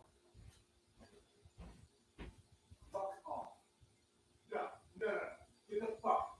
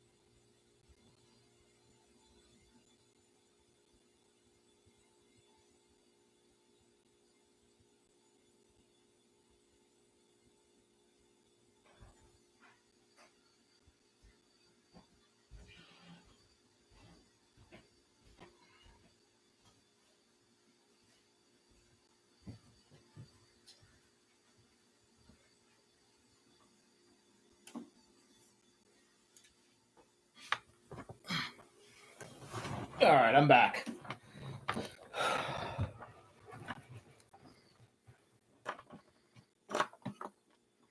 Let's look at some of this halftime box score stuff. Let's start with team stats. Obviously, Commanders are up by 10. Red zone, Detroit's 2 for 3. Commanders are 2 for 2. Passing yards, Detroit 148, Commanders 242. So Commanders are passing the ball quite a bit on us. They're taking advantage of our passing defense. Rushing yards, Detroit 161, Commanders 70. So we're winning the running game there. I think they got to give the ball to Montgomery and then get more physical with the Commanders defense to wear them down. I think that's one of the steps. Excuse me. Penalties, there hasn't been a whole lot. Detroit's 3 penalties for 12 yards, 2 for 5 for the Commanders. Defense and special teams. Oh, yeah, that was the pick 6 for the Commanders. But, yeah, turnovers. Detroit has 3 turnovers. That's the biggest issue, I think. So it's always about the turnover battle and all that. So, box score. Yeah, Goff has 2 interceptions and 1 touchdown. Jaden Daniels has 2 touchdowns, along with 242 yards and no interceptions. But Goff has 150 yards. So Gibbs, 9 carries for 96 yards. David Montgomery hasn't done a whole lot. He's had 4 carries for 4 yards. So I don't know if they're trying to ease him back or whatever is going on there. But maybe something's going on with Demo. But Demo is the more physical running back. So to get him more carries to wear them out, I think would be key there. Brian Robertson Jr., 5 carries, 35 yards. Jalen Daniels, 8 carries for 29 yards. And then Commanders receivers. De'Ami Brown, 4 receptions, 96 yards. Terry McLaurin, oh, God, I said his name again. The one time I said his name was when he had that screen pass touchdown. 3 receptions for 75 yards. And then that sort of thing. Amon-Ra St. Brown, 3 receptions, 52 yards, so he's playing well. Gibbs, 3 receptions for 38 yards. Sam Laporta, 4 receptions, 29 yards, and that one amazing touchdown reception. J-Mo, 1 reception for 19 yards.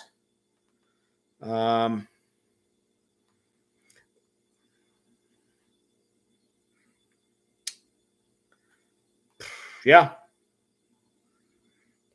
No problems with the special teams or like the defense and all that sort of stuff. I think what the Commanders are doing on offense is outsmarting whatever the Lions are doing on defense. Plus the Commanders' front 7, their defensive line has had a few tackles for losses or disruptions in the backfield every now and then. So I think that's affected things as well. But yeah. But I think mainly the turnovers and some of those tackles for losses have got to get cleaned up. So, but I know the Lions can get more points and take the lead. It's just a matter of keeping the Commanders at bay, whatever it takes for that. So we'll see. Let's see what people are saying on Twitter.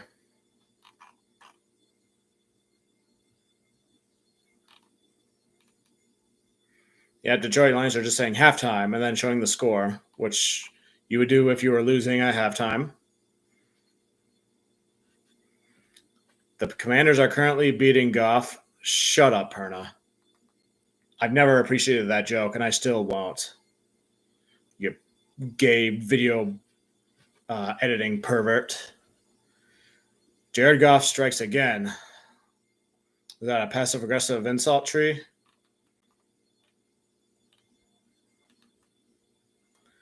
Adam Scheffner, a Commanders 10-point lead at the half.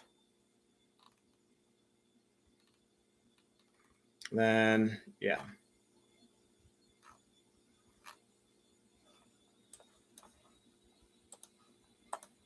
All right. Still at halftime. They're just recapping the other games, which just means they're basically showing Taylor Swift and Caitlin Clark. Go figure.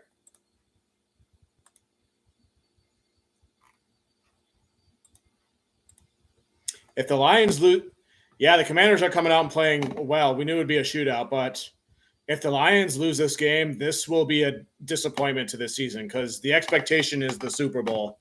So they'd be taking a step back from how far they made it last year.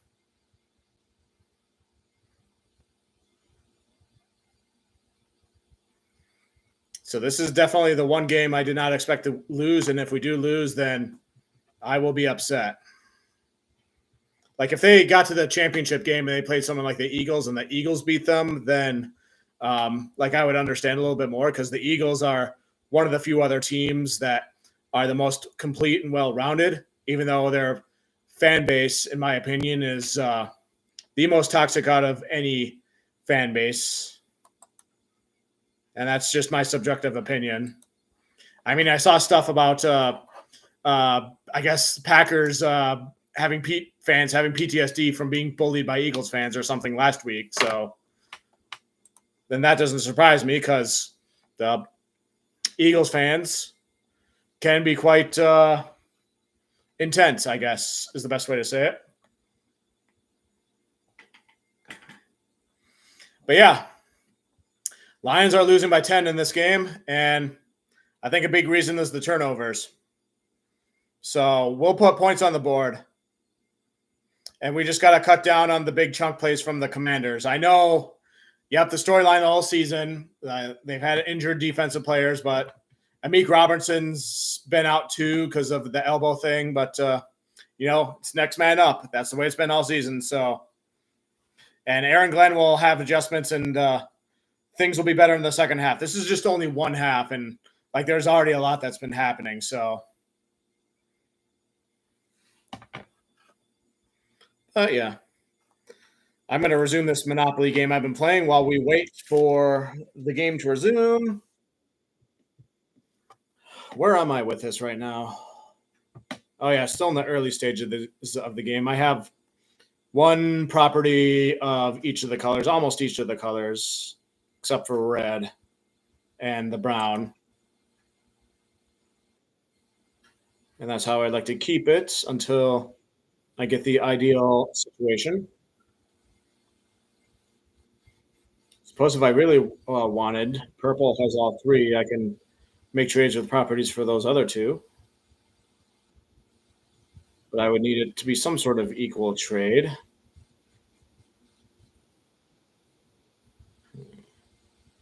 How do I want to do this?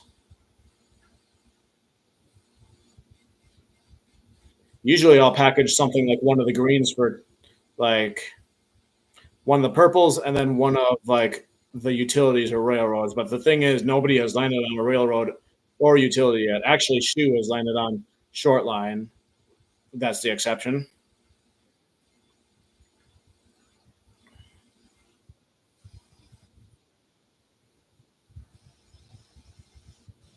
The way I usually like to win is just build along the browns and the light blues, and then one of the two, orange or purple. That way I can buy houses for cheaper and then use the housing shortage to prevent my opponents from buying houses.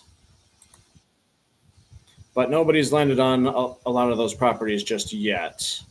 At the same time, I want to prevent my other opponents from being able to build on other ones and just kind of keep one in each color to the best of my ability. So, yeah, we're still waiting on halftime, and while I do that, I'm you can't see it, but I'm trying to play virtual Monopoly on this other tab on my computer. I just talked about some of the Lions halftime scores and stats. My blood pressure did kind of go up a little bit when Goff was under concussion protocol or whatever it was, and Teddy Bridgewater was in. It was like, oh boy. But Bridgewater did a couple nice things, and then that reverse play to J-Mo, which got the touchdown. So, yeah, I'm surprised that they tried to throw that touchdown play at the end of the first half and it got intercepted. I figured they were just going to manufacture their way down to the field and then just get the field goal and take the points and go into halftime with that. But we know Dan Campbell. He likes to be aggressive.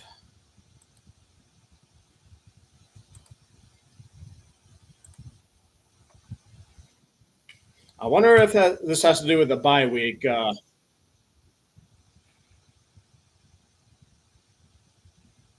But if we didn't have the bye week, then we wouldn't have Demo back. But Montgomery hasn't done a whole lot for us.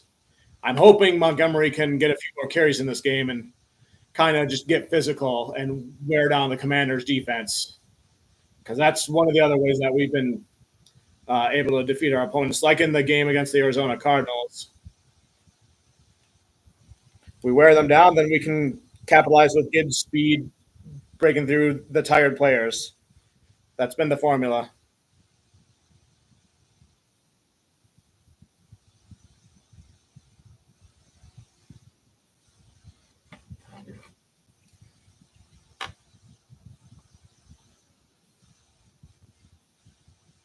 Tom Brady thinks they need to blitz and come off man coverage. Keep things in front of them. Will they make such adjustments, though, is the question. Kickoff is about to happen for the third quarter.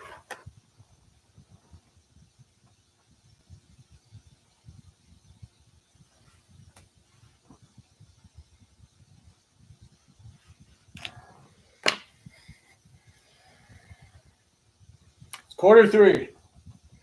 I remember to change it this time. Maybe that's why.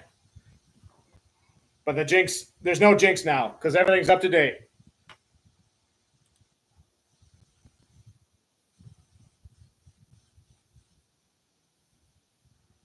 Dan Quinn's message: keep up the energy. Be who we are.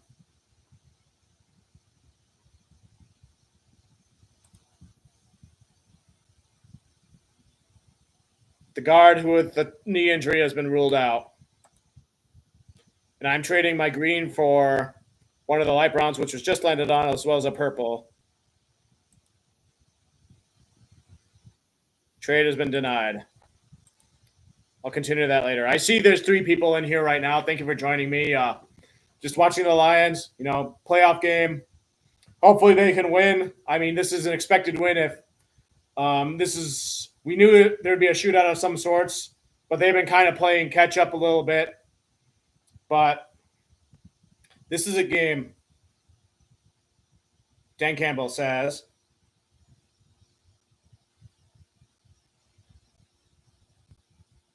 Defensively.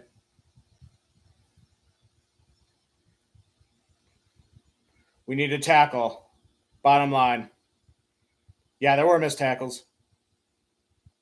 Offense, no turnovers. Get a stop and score. Play complementary football. Commanders get the ball first in the third quarter. 1st and 10 at the 30. Danielson shotgun, hands off, up the middle, and he breaks through, and he gets a first down.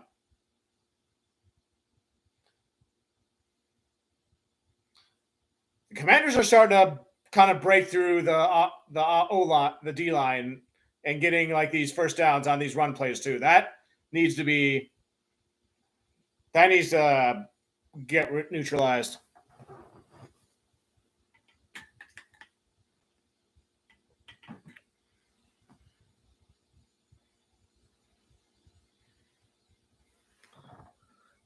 Daniels keeps it, but it's a tackle for a loss. Brian Branch is there. Nice play.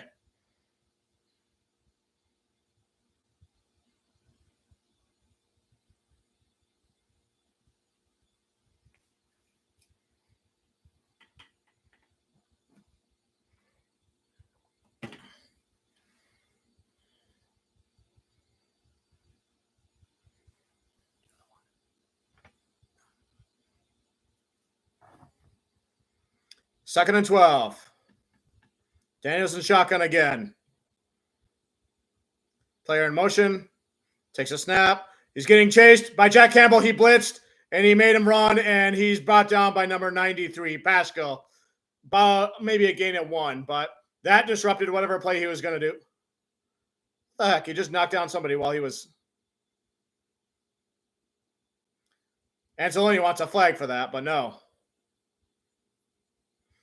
But yeah, Campbell blitzed him, and like that forced him to have to run around.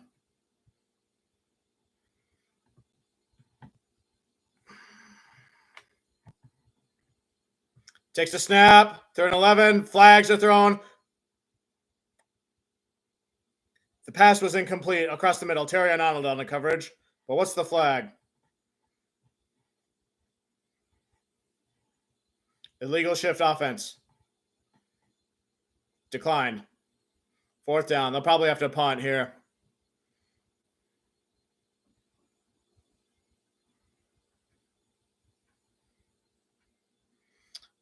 Aaron Glenn is pumped up. He's giving high fives. It's like, yeah. So, yeah, that's step 1 there. They stopped them on this drive. Assuming they don't try a trick play on this punt. Commanders, this is the first punt tonight.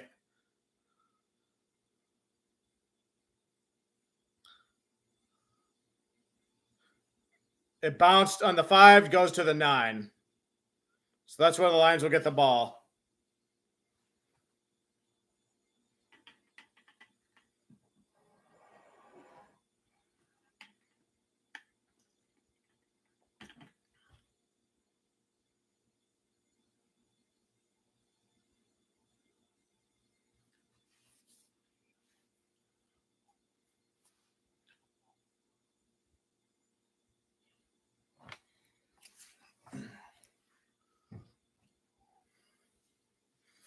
Whew.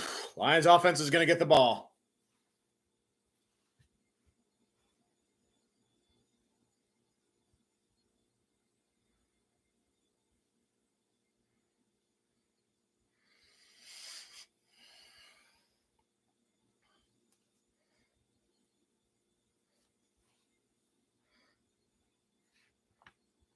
Check Twitter, see what they're saying.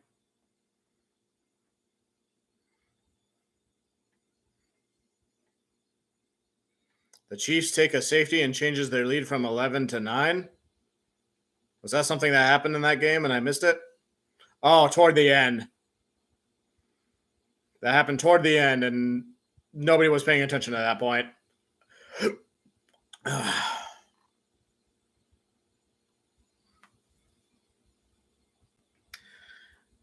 Yeah, that pick 6 when Goff got hit, nobody called it. That was BS. Talking about that on Twitter. Barstool Sports. Jameson Williams' teammates watched enough Key and Peely to stop this before the third pump. Okay.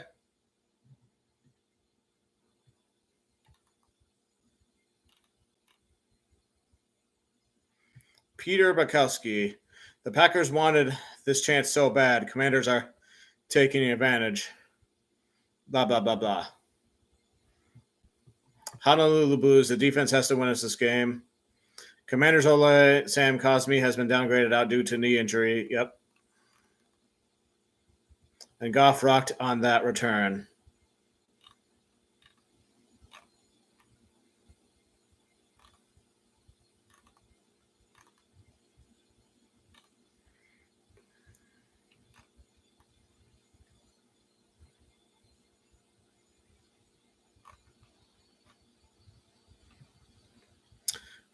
All right. No turnovers, Lions offense. Let's keep doing what we're doing. Goff under center, 1st and 10. One running back in the backfield.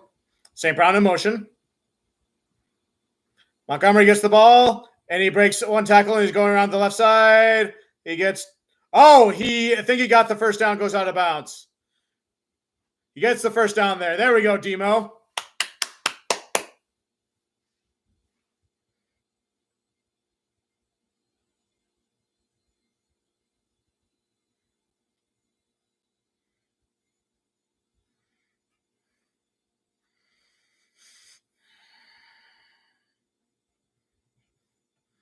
All right, 1st and 10 at the 20. Goff under center. Play action. Rolling out to the right.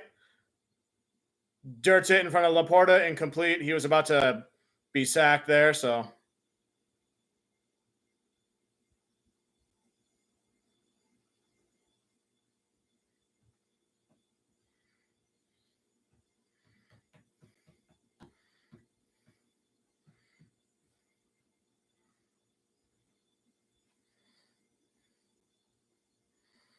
Second and 10. Goff and shotgun. Running back on his right.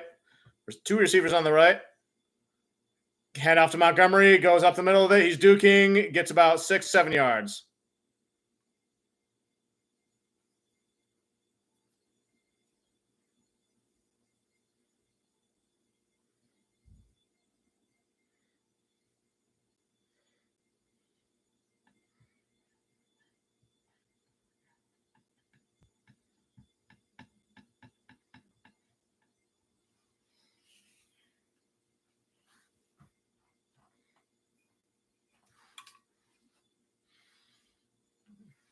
Goff under center. 3rd and 2 at the 27.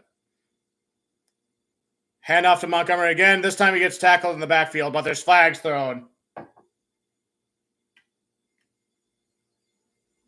What's the penalty?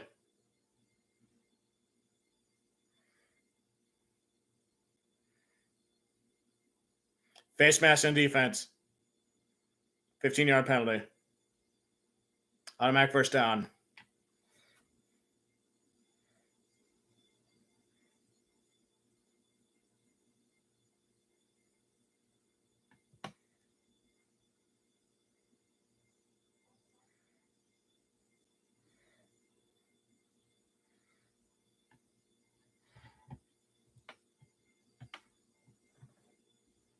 There we go. 1st and 10 at the 42 and a half.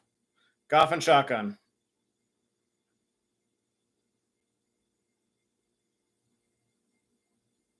They give it to Gibbs. He goes around the left side, breaks a couple tackles, goes out of bounds. So it won't be a gain on the play.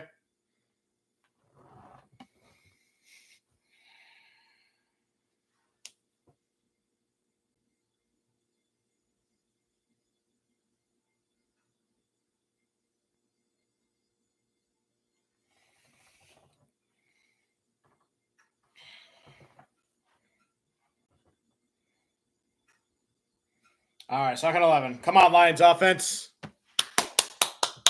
Come on, Lions. We need a touchdown.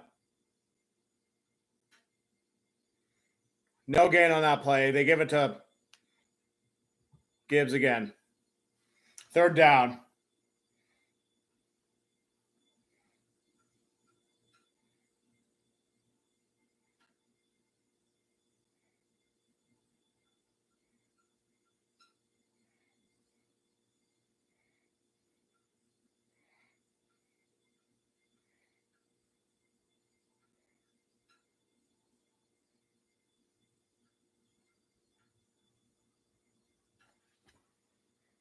Goff pass to St. Brown. He gets the first down. Down to the 40. Play action works again. Well, I don't know if that was technically play action, but like the idea of running the ball a lot, then passing it to St. Brown on the cross there.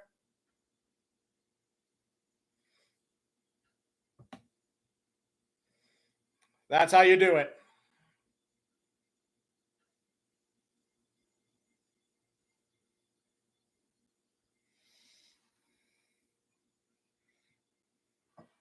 First and 10 at the 38.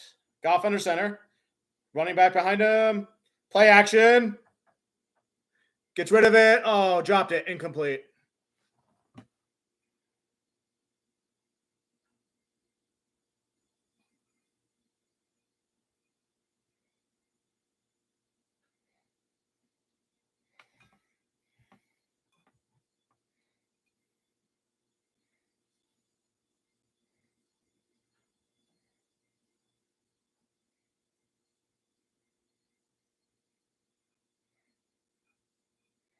Second and 10. Talking about St. Brown's blue hair dye. Goff takes a snap and shotgun.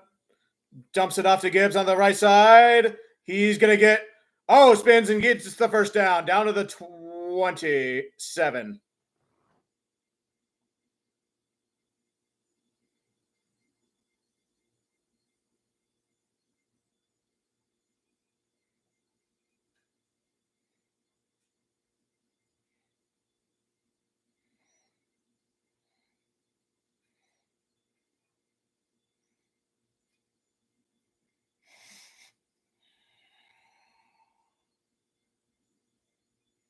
All right.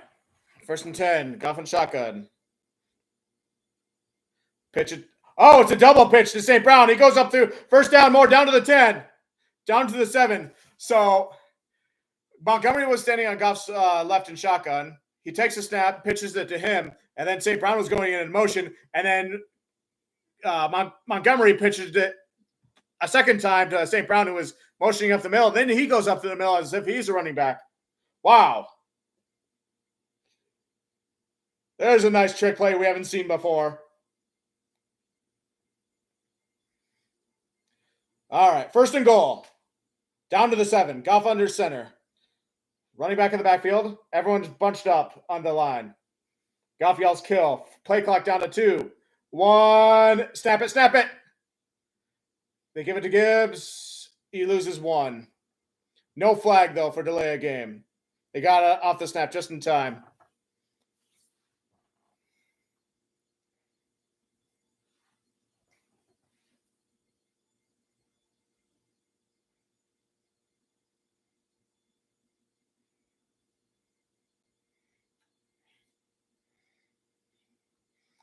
All right, second and goal. Goff under center.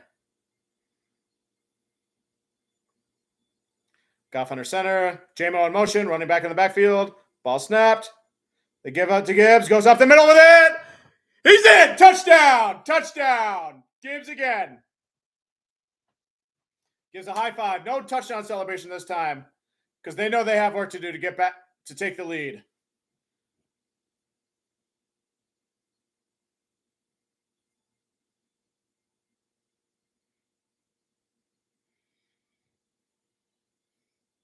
Tom Brady says it best. The season's on the line. Give it to the best player right now, who is Gibbs.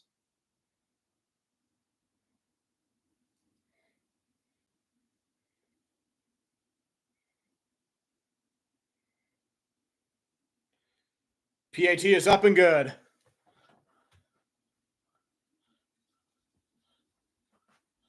$28. We're only down by 3 now. Lions defense has to do what they did in the last drive and make them punt again. Now let's check some Twitter.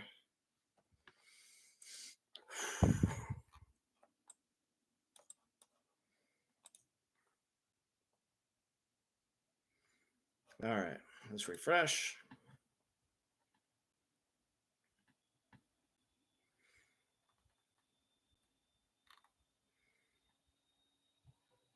All 3 phrases. What a team. Good teams take advantage of bad calls. Box score doesn't care if it was a face accuracy or not. Indeed, Johnny Barks. David Montgomery with a shovel past to St. Brown for a gain of 20. Yep. NFL, the double toss pitch thingy. What? Oh, yeah. Athens Steve, can you imagine if Mahomes got taken out of the game on an interception like Goff just did? The entire Washington team would be banned from the league. Indeed. Chiefs just took an intentional safety. Yeah, I've seen that. And I turned off that game to prepare for streaming the Lions game and missed that one because the Chiefs already had that game won anyway. So,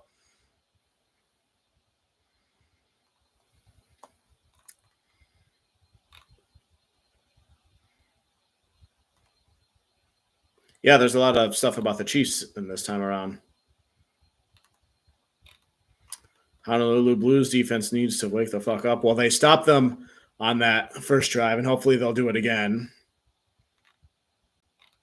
That tweet was from like an hour ago, though.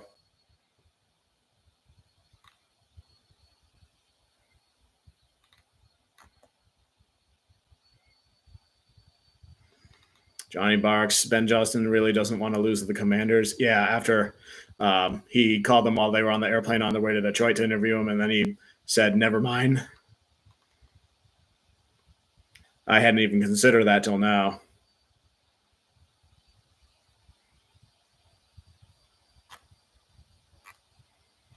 All right. We're about there. We're about back. They're replaying the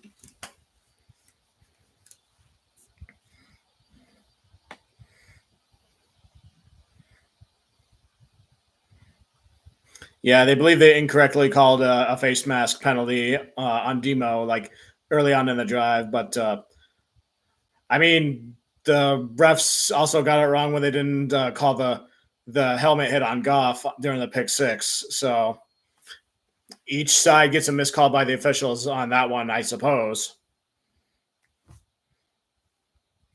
Other than all that, I think I haven't noticed any problems with the officiating yet.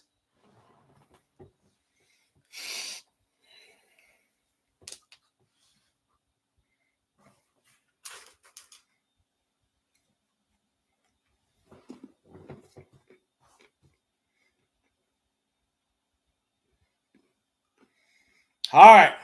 Commanders are on offense. Lions are on defense. In motion.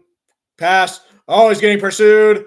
Drilling to his right. Goes out of bounds. Gain of maybe 1.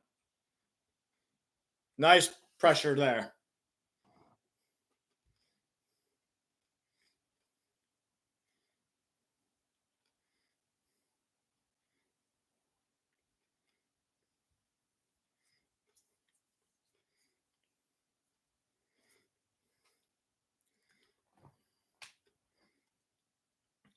Second and 9.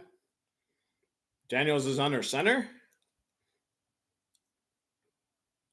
No, he was in shotgun. I was looking at the wrong person. He's scrambling to his right again, and he'll get the first down this time. He gets brought down by Campbell, Jack Campbell.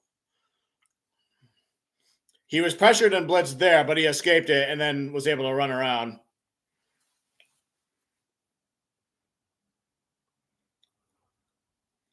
Brian Branch almost had him, but he missed.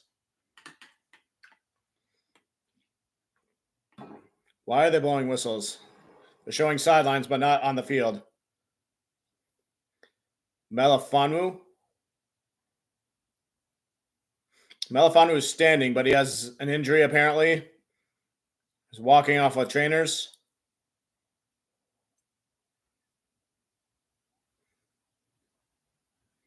And Branch is being looked at too.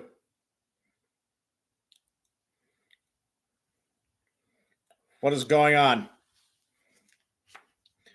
Those are two players right there we can't afford to lose.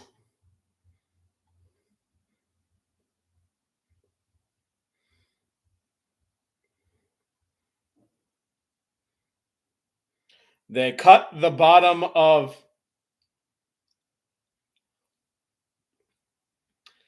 Yeah, they're cutting his leg uniform with scissors.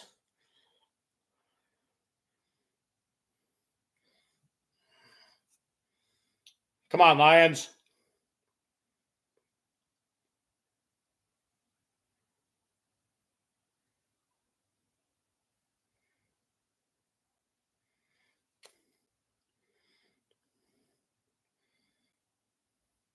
First and 10. They give it to the running back, Robinson, and he gets about probably 5 yards, and there's a flag.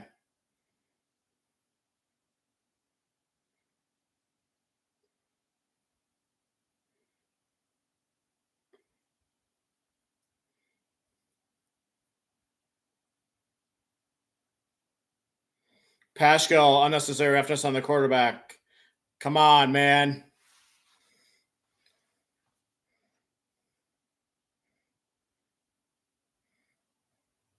Now they finally call it. How convenient. Meh.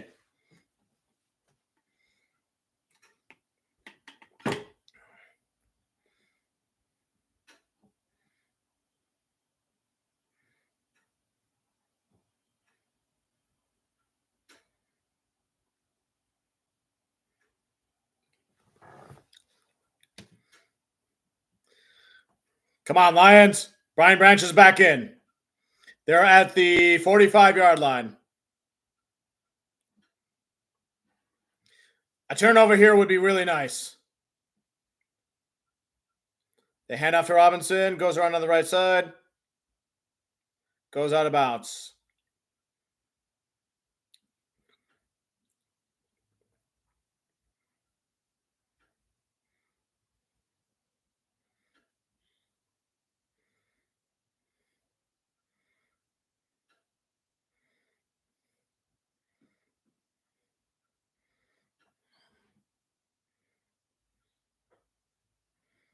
Second and 3. Daniels in shotgun again. Handoff up the middle. I think he's just short of the first down. Levi Onwuzurike on the tackle, the announcers said.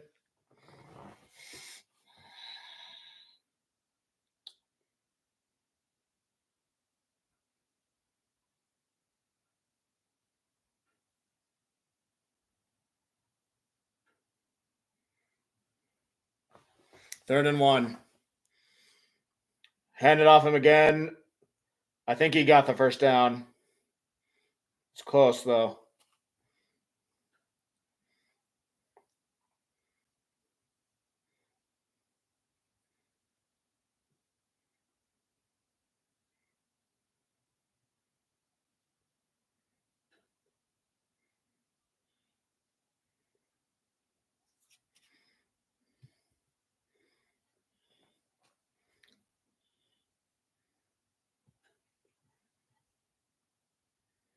First and 10.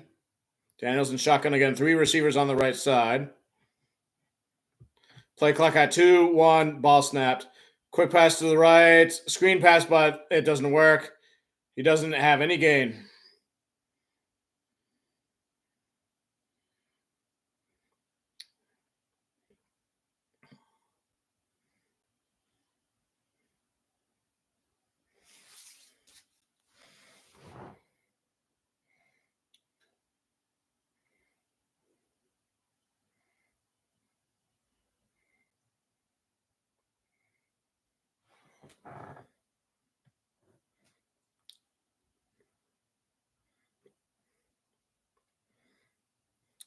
Daniels dumps it off to the right side. Beats one guy, gets about 4 yards there. It's third down.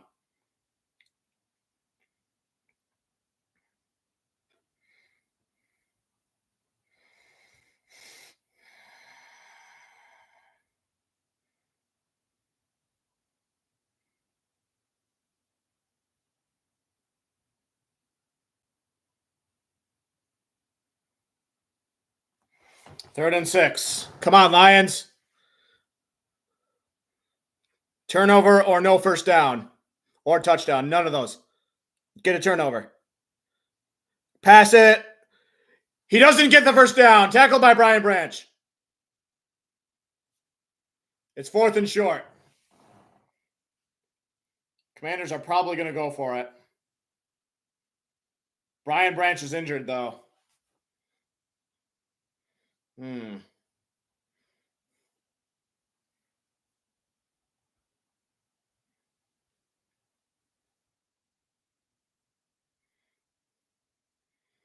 Yeah, Branch is injured.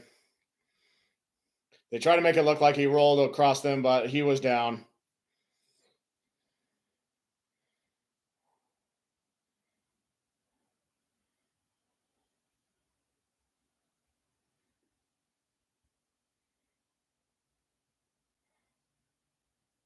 And we'll go to commercial break while they do that.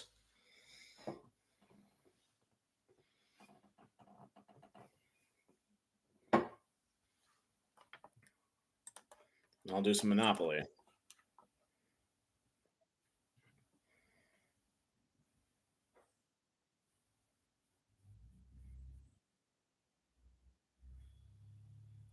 I'm probably going to make some trades here soon.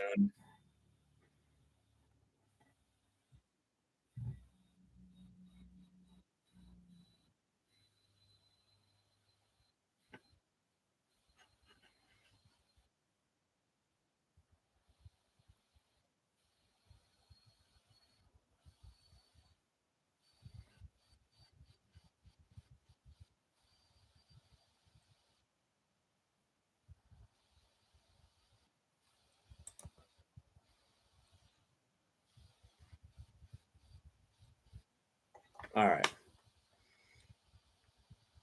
I'm going to trade for that last light blue with shoe. No rhyme intended.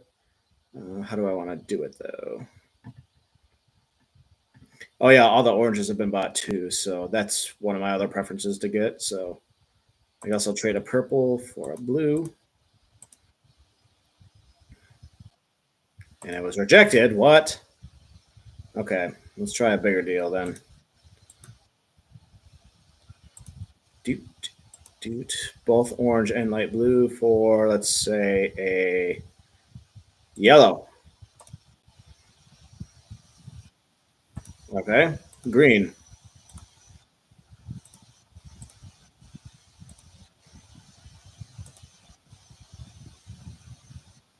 Rejected again.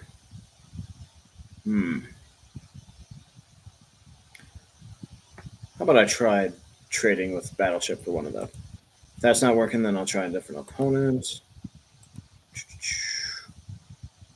I can't trade you yellow because then you'll have all 3 yellow. But how about a green? Oh, looks like we're back.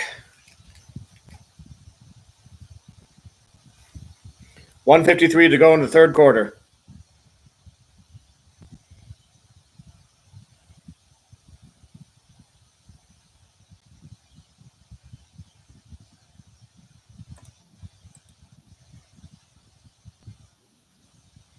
All right.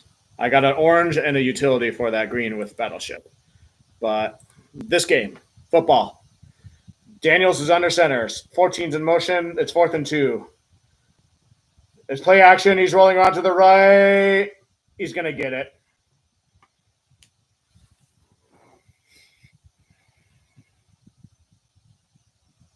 If we can get a turnover of some kind here, that would be huge. Or force them on a field goal. Like red zone defense has got to be huge here.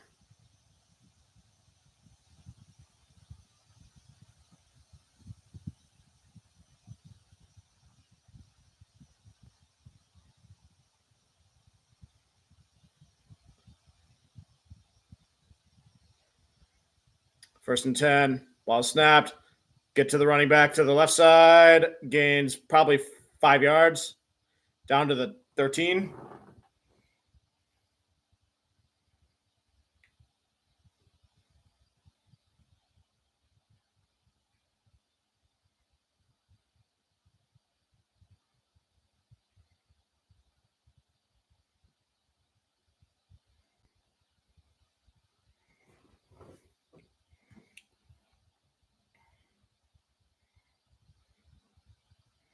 It's 2nd and 3. Their first down has to be at the 3 for them. Downs in shotgun. Hands it off to 30. He doesn't get there.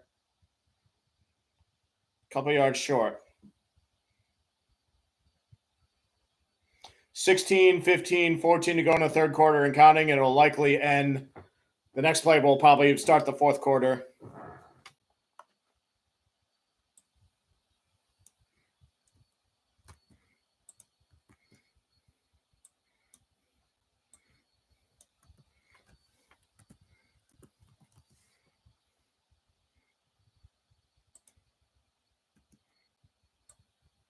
Just updating everything here.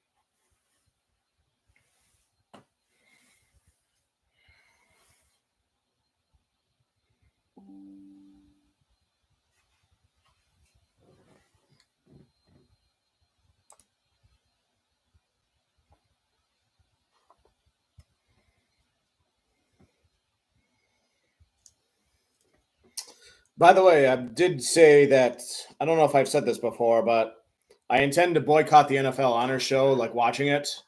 Last year they even found a way to turn the Lions' success into a joke, and I realize now why Dan Campbell was not there, wanted nothing to do with it. So, besides any awards they win that there would just be like a free dinner. Like the only thing that matters is winning the Super Bowl. So,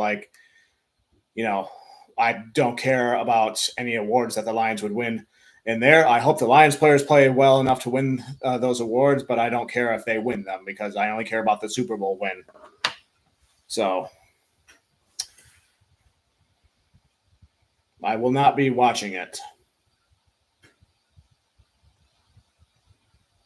That's kind of where I got the inspiration to stop like YouTubing for all the NFL altogether and just focus on the Lions, focus on the team that keeps my interest peaked. So, come on, Lions, we need to win this game. We need to stop the red zone. Defense needs to stop them here, and then we can take a lead with a touchdown. Come on, Lions. 3rd and 2 at the 5-yard line.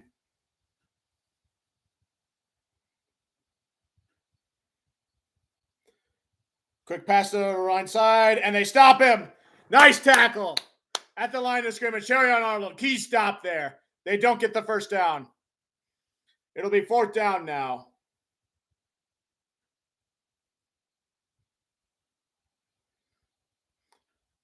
Zach Ertz had nowhere to go there.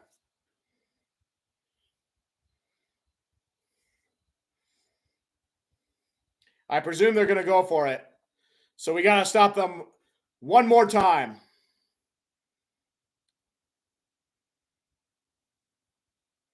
"12 on the field," Tom Brady says somewhere. Play clock out 2-1-0. Delay a game.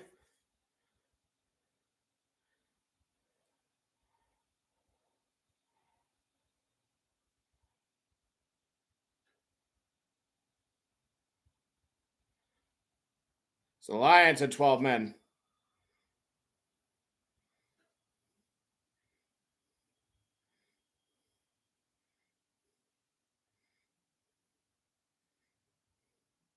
Half the distance to the goal. That's why Brady was saying call timeout.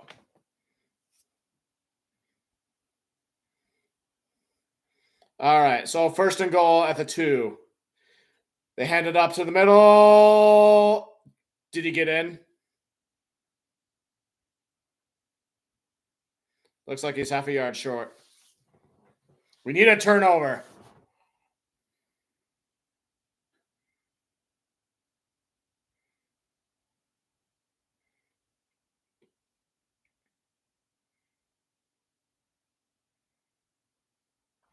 Second and goal. Come on, Lions. They hand it up again. Commanders get a touchdown. Brian Robinson Jr.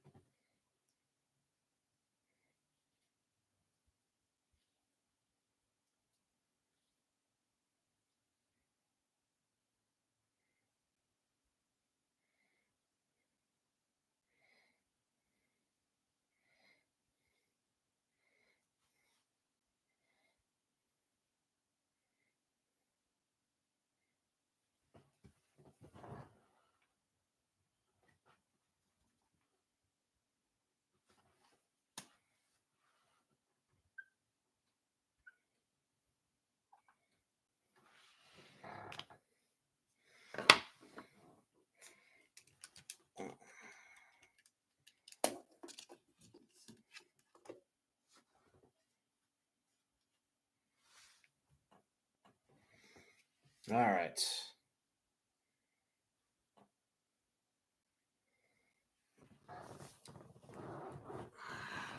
The good news is Detroit gets the ball and they go back on offense again. They put up a heck of a comeback against Buffalo, even though they fell short, but they should be able to put up 4th quarter points here again. Let's see what Twitter is saying.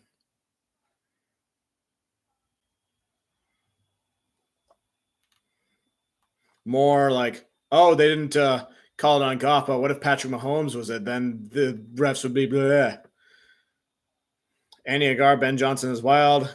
Crying emoji, a skull emoji, referring to the double pitch with Montgomery into St. Brown from earlier. Yes, Perno. Holy shit, Detroit had 12 men on 4th and 2. What a costly penalty. So that's the downfall of having a defense full of factory workers and insurance salesmen. Shut up, Tree.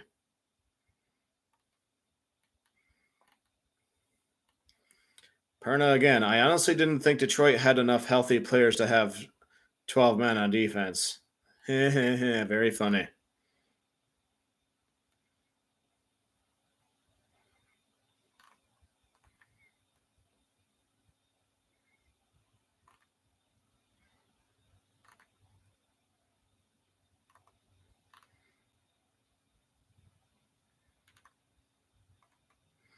Yeah, I probably should have called timeout on that one.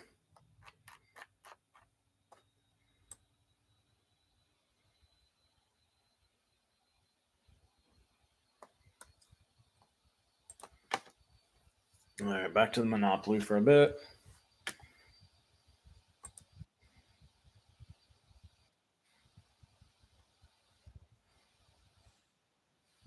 Well, never mind. We're back.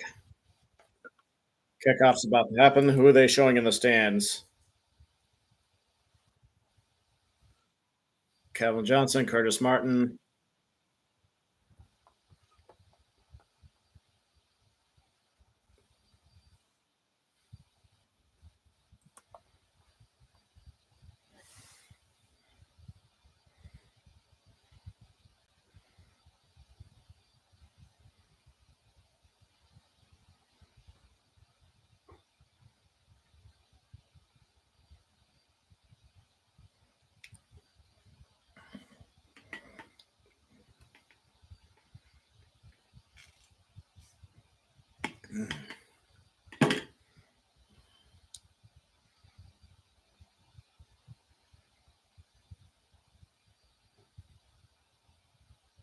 First and 10 at the 19. Goff under center. Running back in the backfield. Several receivers by the line of scrimmage left side. Handoff to Montgomery.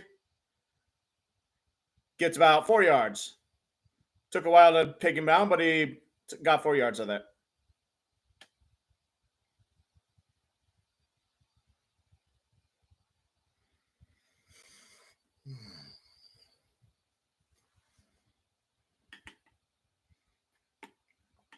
All right. Goff under center. Laporta in motion. Play action. Up the middle. Caught. First down and more to St. Tim Patrick, actually. Down to the 40. 35. There's a big chunk play.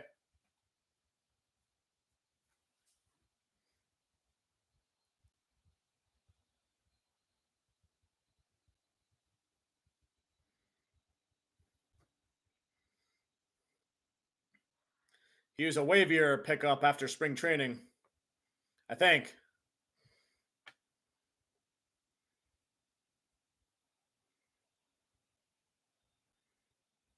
All right, Goff under center. Was that a fake pitch? And another pitch. J-Mo is going to pass it. And it's intercepted. But there's a flag. What just happened?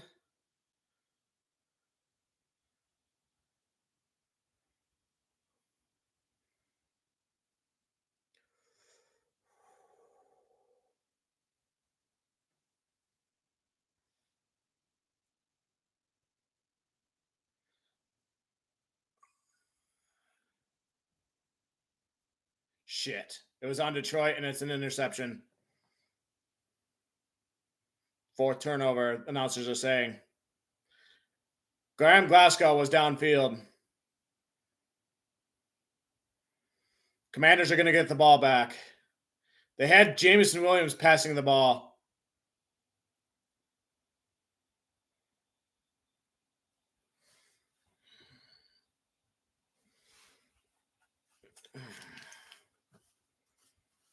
Let's switch some things up a little bit.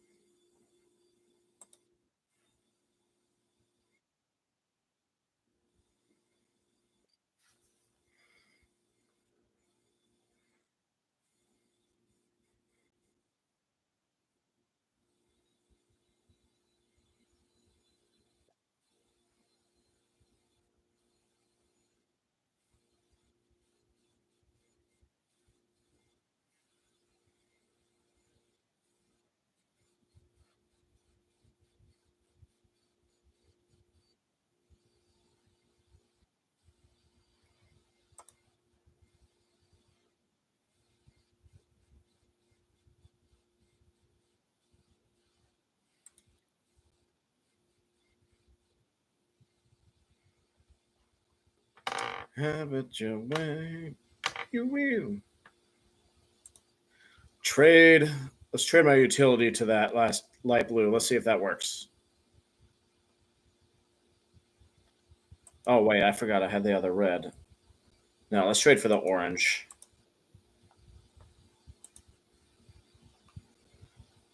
Yellow for orange. Will that work? That works. Now let's trade for light blue. See what happens.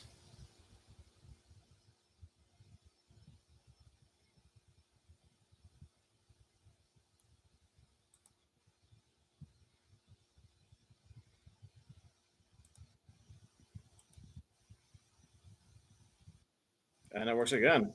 Pretty sure I just traded for it and then traded it back to them for other stuff, but I got 2 monopolies, one on orange and one on light blue. No one's around either one of them. So I'll just hold off for now.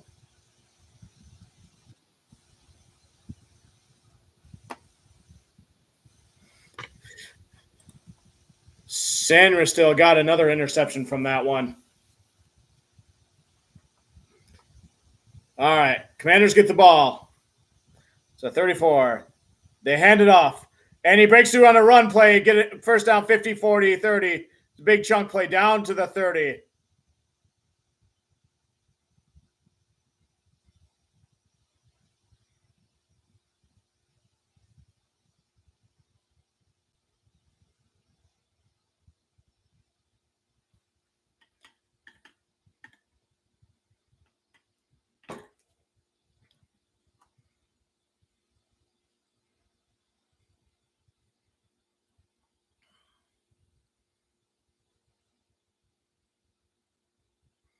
$11:24 to go in the game. Clock is counting.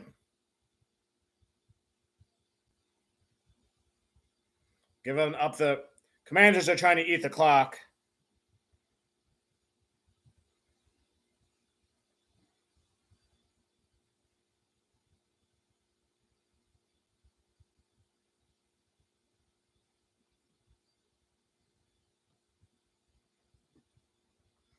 If I was JMO, I would have just tried to throw that out of bounds.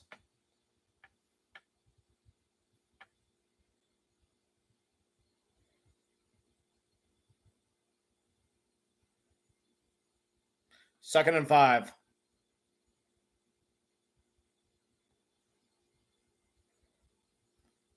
Daniels is dancing around. He'll get the first down eventually.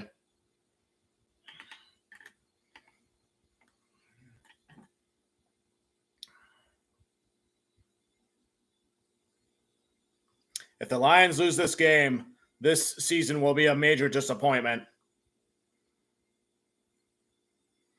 I think the blame would probably have to go to Brad Holmes for drafting injury-prone defensive players like Marcus Davenport. That's the one thing I can think of. Other than that, like for this particular game, because we need more defensive players than what we have. We started off the season with a promising defense, but everybody just kept getting injured. Offense delay a game.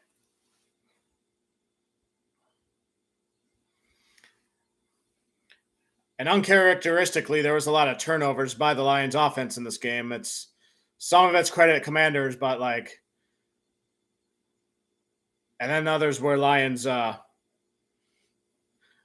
like toward the end of halftime, like going for the touchdown pass, which got intercepted, then instead of like systematically going for the field goal to narrow down the lead, you know, stuff like that. But yeah, in the offseason, they hand off again, gets a couple of yards.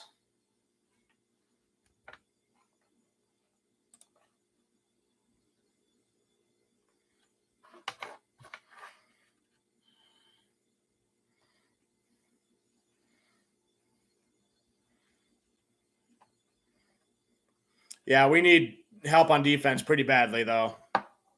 Some depth on offensive line would probably help too. I know they're trying to develop certain players that they've drafted in the last couple of drafts, and I think it's getting time to where those players need to step up a bit. Second and 12.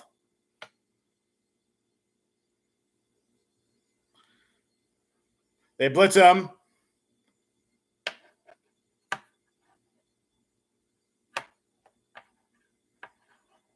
The Lions do blitz a lot, and the Commanders are good at capitalizing on that. So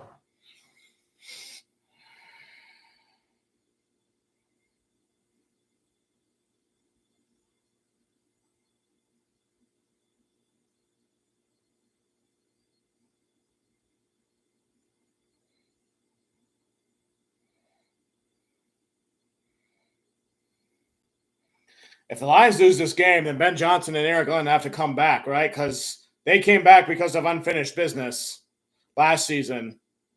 So this would be unfinished business again, wouldn't you think?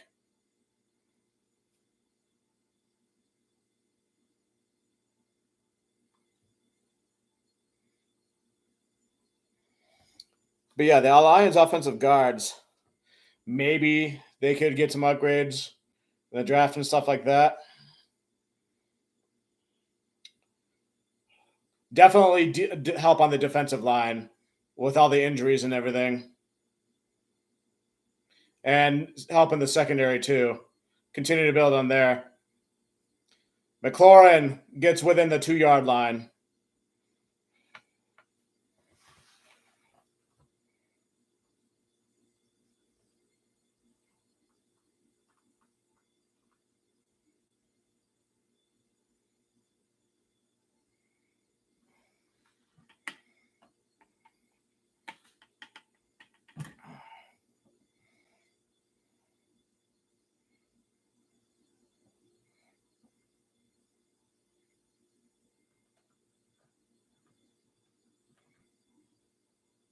And we had to go 15-2 just to win the division this year too. So like how, and we had our bye week on week 5. They get the touchdown.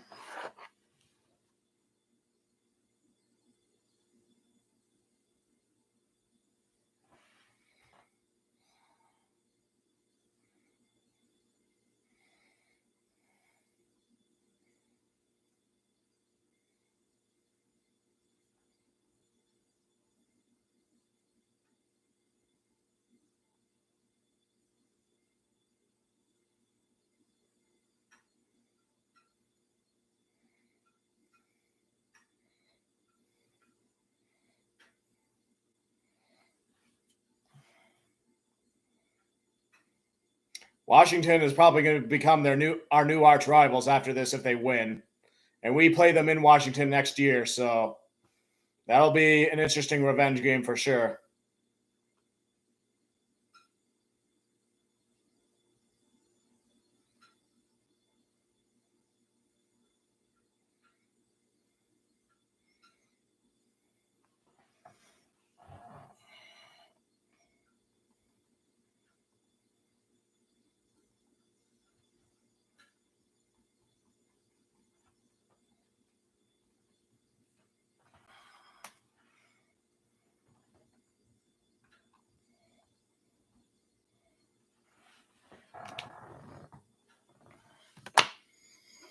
And we will have lost this game to a rookie quarterback, which is just unheard of. Because year one in this regime was supposed to be, see what you have, possibly tank for a top 2 pick, and then they got Aiden Hutchinson, and then Jameson Williams and other players, and then year 2, you want to see improvement, go from 3 wins to anywhere from 6 to 9 wins, and they got 9 wins and just barely missed the playoffs. And then the third year, you have your goals of winning the NFC North and winning a playoff game, things that we haven't done in a long time, and they finally do that. So those monkeys are off their back. And then the fourth season, you want the Super Bowl. And that's where I was under the impression everything was being built toward.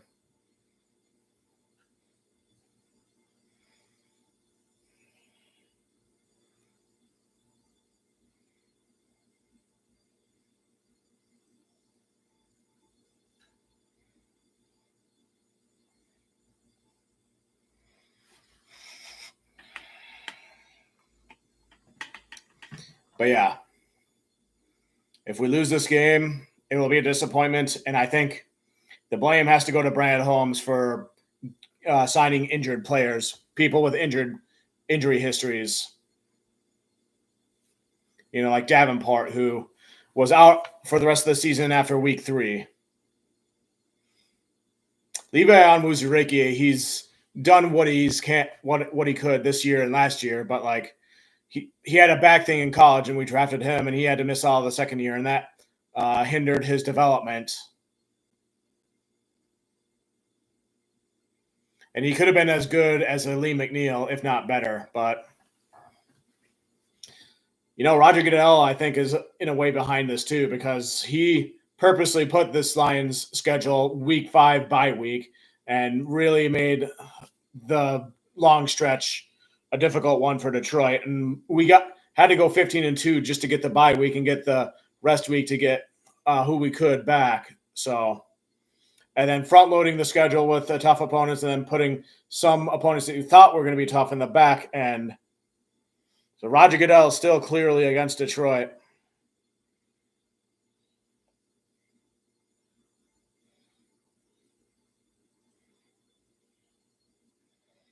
But yeah, like most teams, like the 49ers, like when they had as many injuries, they would have crumbled. But Detroit was still able to go 15-2, get the 1 seed despite all these injuries on defense. And some of them were definitely freak injuries, like the Hutchinson one definitely was. Goff, passing. Incomplete. 2nd and 10.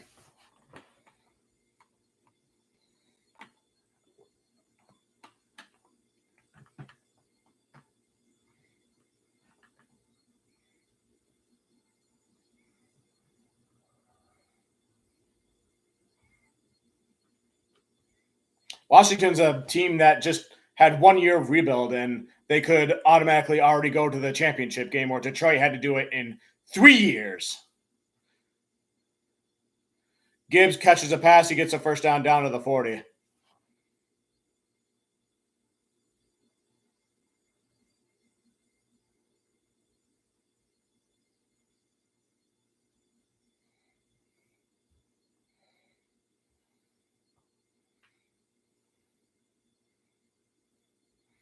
Another first down for Khalif Raymond on a pass toward the sideline.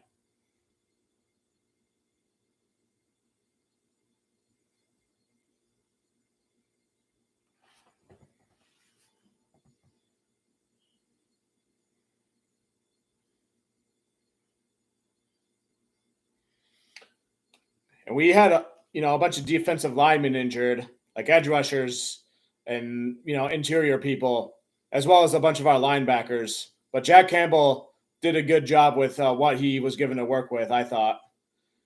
Goff drops back, passes, caught to St. Brown, another first down and more.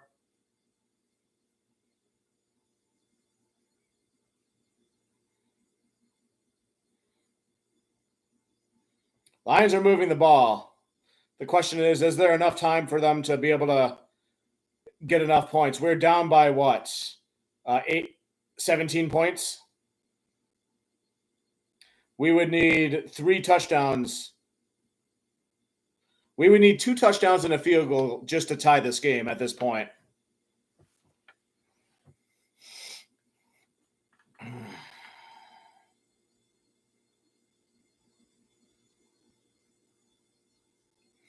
And not to mention, there's several players who are going to be free agents, and some of them are people Brad Holmes drafted in the first year. So people like Levi Onwuzurike, Ifeatu Melifonwu, do you keep them? Melifonwu has had a lot of injuries throughout his tenure here as well.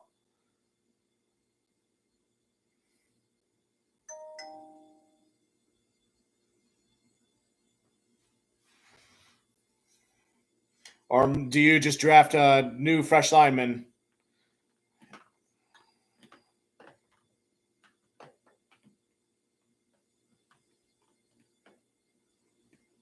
Because we re-signed St. Brown, re-signed Penei Sewell. So those people from that first draft are not going anywhere. Levi Onwuzurike, he may stay or go, depending on what, I guess, the Lions regime wants. Goff takes a snap, double pumps, incomplete.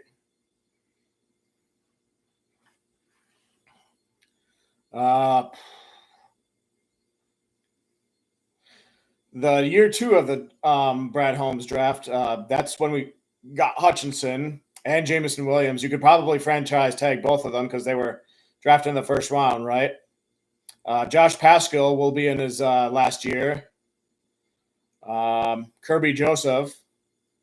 He's somebody I think they got to probably keep.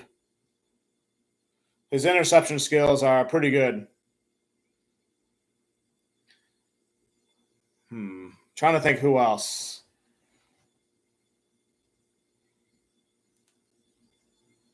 Like the third year, like Gibbs will be back, Sam Laporta will be back, Brian Branch will be back, and Laporta or Jack Campbell, all those guys will be back. The players who have been developing, drawing a blank on his name. Jake Bates is going out for the field goal, his first attempt of the game, I think.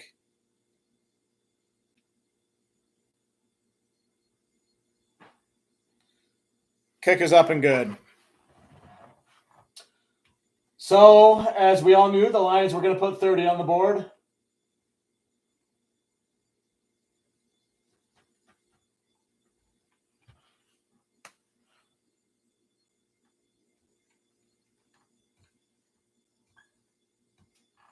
I would hate to even think this, but what if the offensive coordinator and defensive coordinator tried to throw this game so that they could get their head coaching jobs sooner?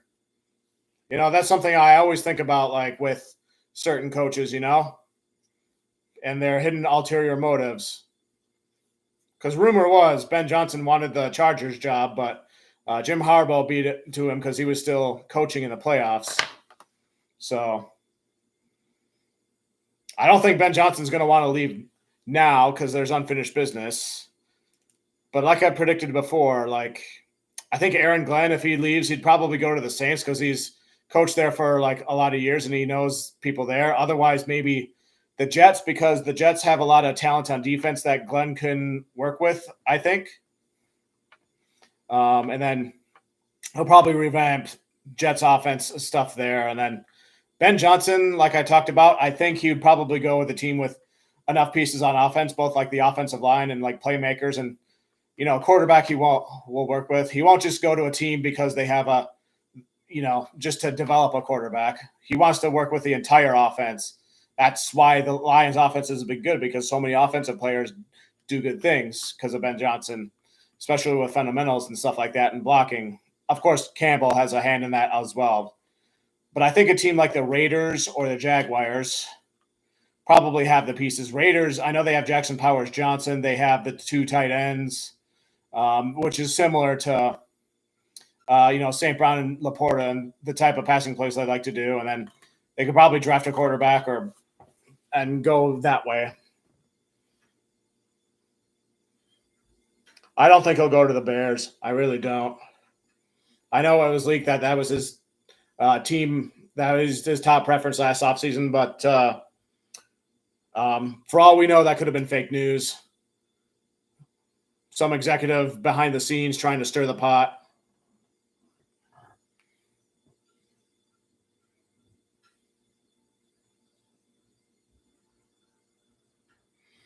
But yeah, I think the Lions have got to definitely need to make some changes, especially with defense.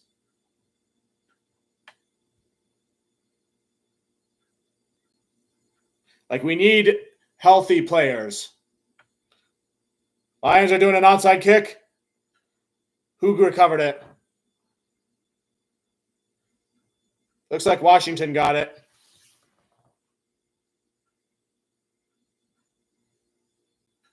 It was a pretty good onside kick. It was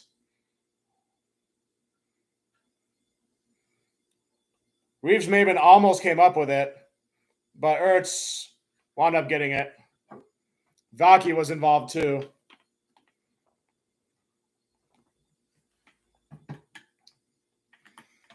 But yeah, we need healthy linebackers and we need healthy defensive linemen, interior and edge rushers.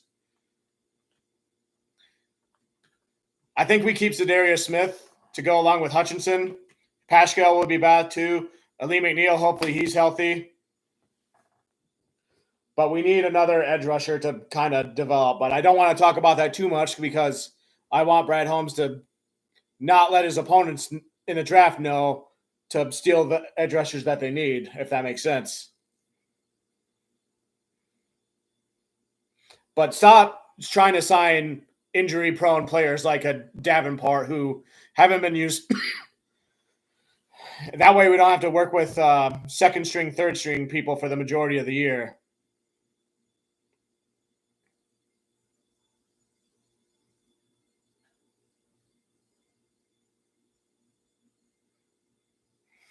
But yeah, whatever we can do to be able to stop mobile quarterbacks. Although Daniels being able to move around was a little bit of it, I don't think it was the main reason. I think Cliff Kingsbury just outsmarted Aaron Glenn in this particular game. I know we've had success against the Cardinals when Kingsbury was there in the past, but it just so happens, like, worst possible time where we got out schemed, really. The Commanders' defense did a lot of good things too with the interceptions and with their D linemen getting those tackles for losses early on. Kind of helps set the tone too. Kind of makes me wonder if players like Taylor Decker, maybe it's time to move on from them too. I'd have to look at his overall stats in this season, but one thing I do know, the Lions started the season expected to be the top offensive line in the league, but according to metrics and stuff like that, I've been reading up on this. Like, they dropped all the way down to like 6th or whatever, and teams like the Eagles like reclaimed their number 1 spot, and Denver Broncos were up there for top O line too. So, and the O line was the Lions' main calling card for this whole regime at this point. So,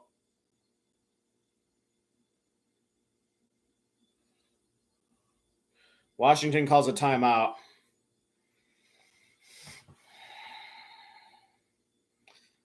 But yeah, we did achieve the number 1 seed and 15 wins for the first time in like a while, but like, that's, I don't really care, because that was just a tool to be able to help us get advantages for the Super Bowl, and we got it, and we haven't done anything with it for this game.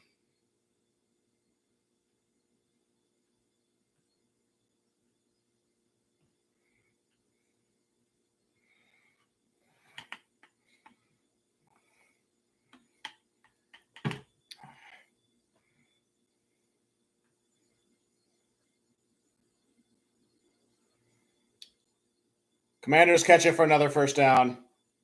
4 minutes to go and counting.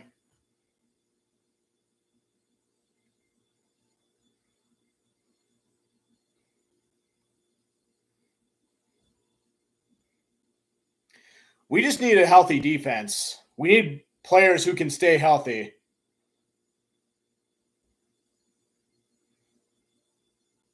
As much as I hate to say it, I think Onwuzurike and Melifonwu will probably have to go.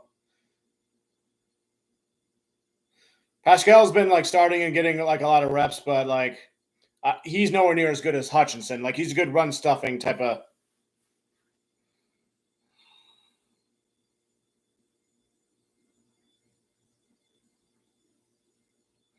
And whenever, and this game too, like the turnovers, I think is the biggest reason, and that's really an offensive thing. That's a play calling thing. That's a Jared Goff thing. Things like that. And Goff had a few turnovers in the Vikings game too a couple of weeks ago. So last season there was that stretch, like 75% way through the season, where Goff was having a turnover problem, like taking care of the ball and stuff like that. But now, last game of the regular season, playoff game, Goff is having like multiple turnovers in each of those games.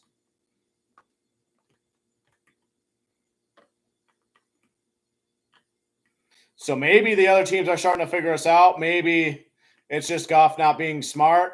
I don't know. But we're about to lose to a rookie quarterback.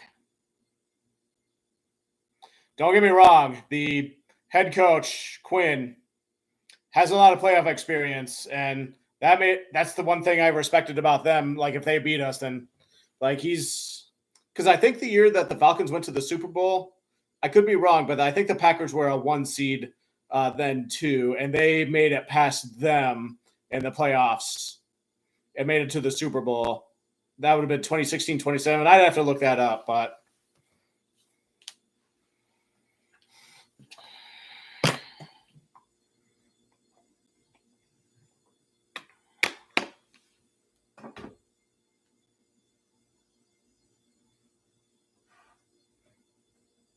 we'll have much of our core coaches and players back last year. The coordinators may or may not be gone, but we'll probably promote from within. The defense, either the linebackers coach, Calvin Shepard, I think his name is, or they bring in Dennis Allen, who I think Dan Campbell knows quite a bit from several years, who got fired from the Saints, but probably a very similar scheme and that sort of thing. As far as offense goes, if Ben Johnson leaves, I have no idea who they replace him with. Probably whoever their current passing game coordinator is, if I had to guess. Maybe you bring back Deuce Staley and give him offensive coordinator, like because Deuce Staley left to go be coaching Carolina because his mother was sick or whatever, and then last year he was the running back coach for the Browns. So maybe you bring back Deuce Staley and for that role. I don't know.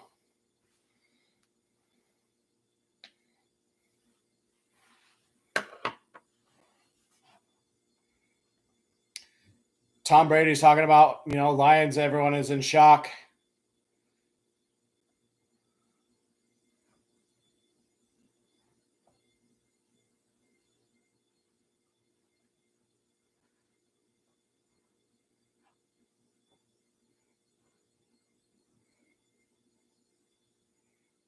They're showing the 1957 banner last time they won a championship. 44-yard attempt for the Commanders.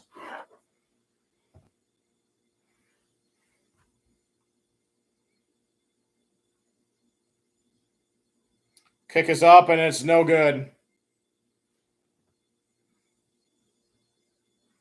2:26 to go in the game. The Lions are down by 14, down by 2 touchdowns. Can they score 2 touchdowns in 2:26 and tie it up and go into overtime? Maybe a 2-point conversion.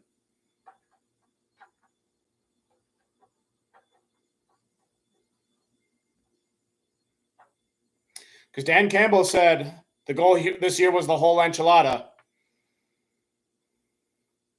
And we did not get to that goal. If we lose this game, this will be a disappointment. The results of this season will not be up to par with what the expectations are. Goff is sacked. Another thing to think about, it'll be Hendon Hooker's third year. Maybe if the turnovers keep happening, you give Hendon Hooker a chance, and maybe he turns out to be quite a golden player, and he does really well for us, and he's better than Goff. Although Goff has had a great regular season, but today he's had a lot of turnovers. None of the turnovers were fumbles either, so...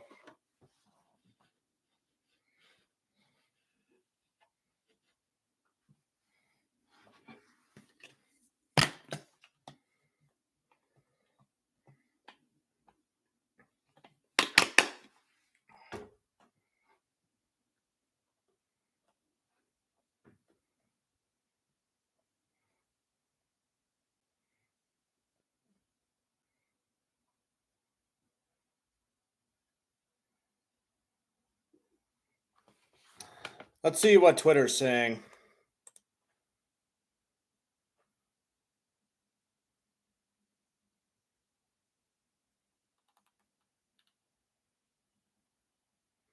Perna, was the entire NFC North a lie this year? Join us, Lions, on the couch emoji. Fuck you. What a lost season for Detroit. What a bitter pill to defeat. Indeed. Good Lord, this is pain.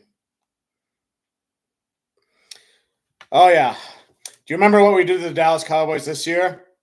Commanders next year, just be ready. Be ready.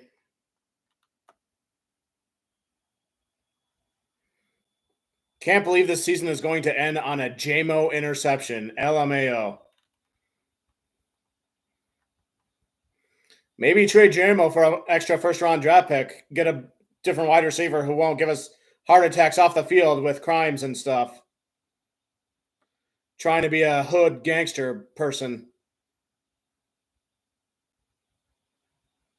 Natalie Sparbeck. Maybe this is why coordinators shouldn't be interviewing in the middle of their playoff runs.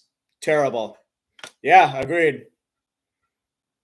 Because they're too eager to get those new jobs that they don't even care about the playoffs of the current job they have right now.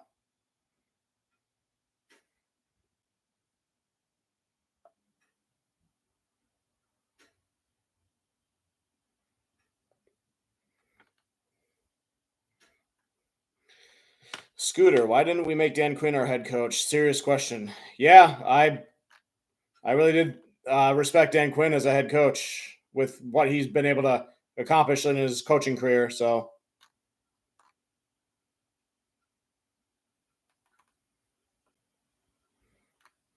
what's wrong, Lions fans? First time watching their 15 win get one and done by an NSL team. Fuck you, Johnny Box. Fuck you.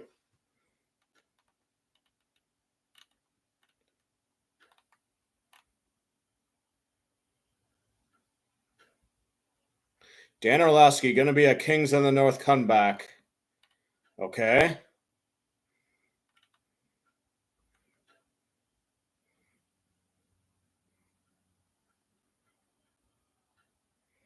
Tim Twentyman, I hate that call on Pascal. If you fake a handoff as a running quarterback, then you're a free game in my book.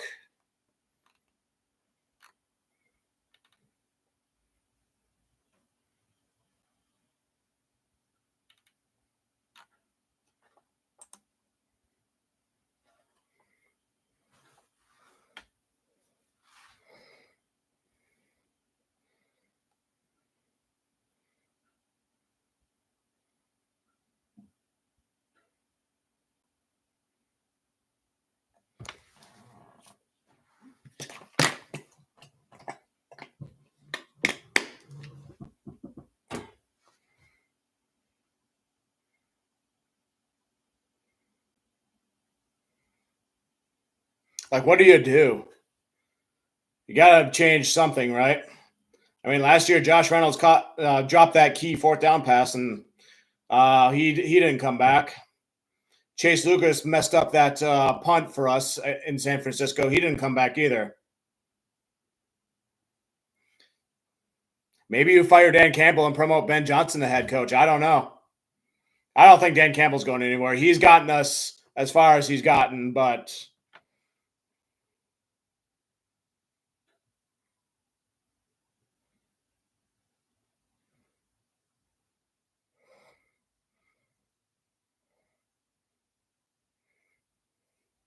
Goff runs. As far as the rest of the NFC North is concerned, we are still the Kings of the North, like 2 straight years in a row. And we've made it farther than both the Packers and the Vikings. So as far as we're concerned, we're still the dominant team in the NFC North until someone dethrones us. Because we're the only ones that made it to the divisional game. Both teams got bounced in the first round.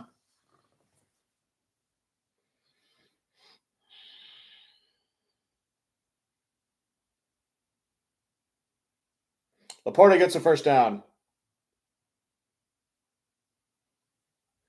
Hurry up offense. 1st and 10. At the 40, 38.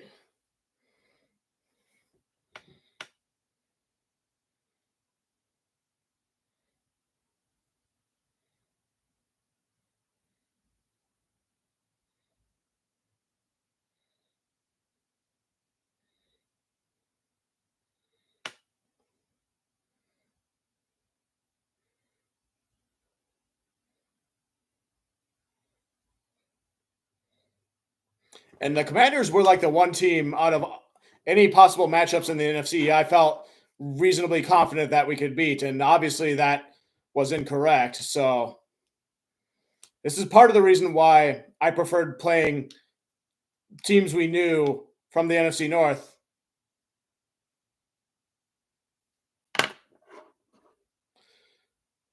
Kind of like what the Rams did. But neither the Vikings or the Packers could make it to the division round to make that possible. So, but then again, I was genuinely afraid of the Buccaneers, like seeing them in the playoffs game, because they did beat us, and 2 games last season they played us close. So, Derek Barnes, do we bring back Derek Barnes too? He really developed in his first 3 years, and then he couldn't come back this year. He got injured week 3. He's one I'm kind of curious about. I always liked him too. But Jack Campbell's been playing so good that you don't want to lose him either. 4th and 1. Caught first down to the 16. Detroit's fighting to the end, and I appreciate that about them.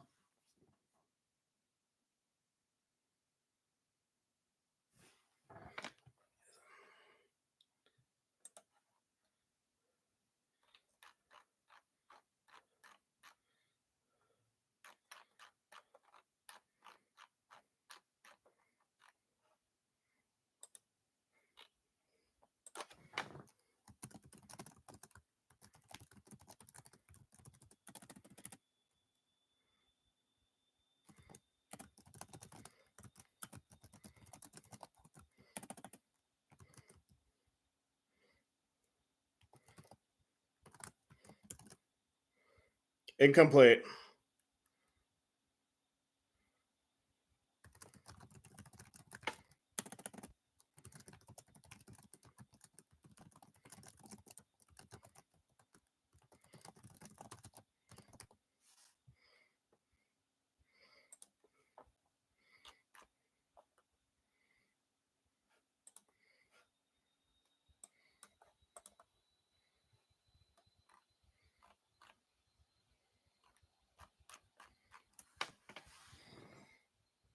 Third and 10. Goff gonna pass. It's intercepted again. That's gonna be the game.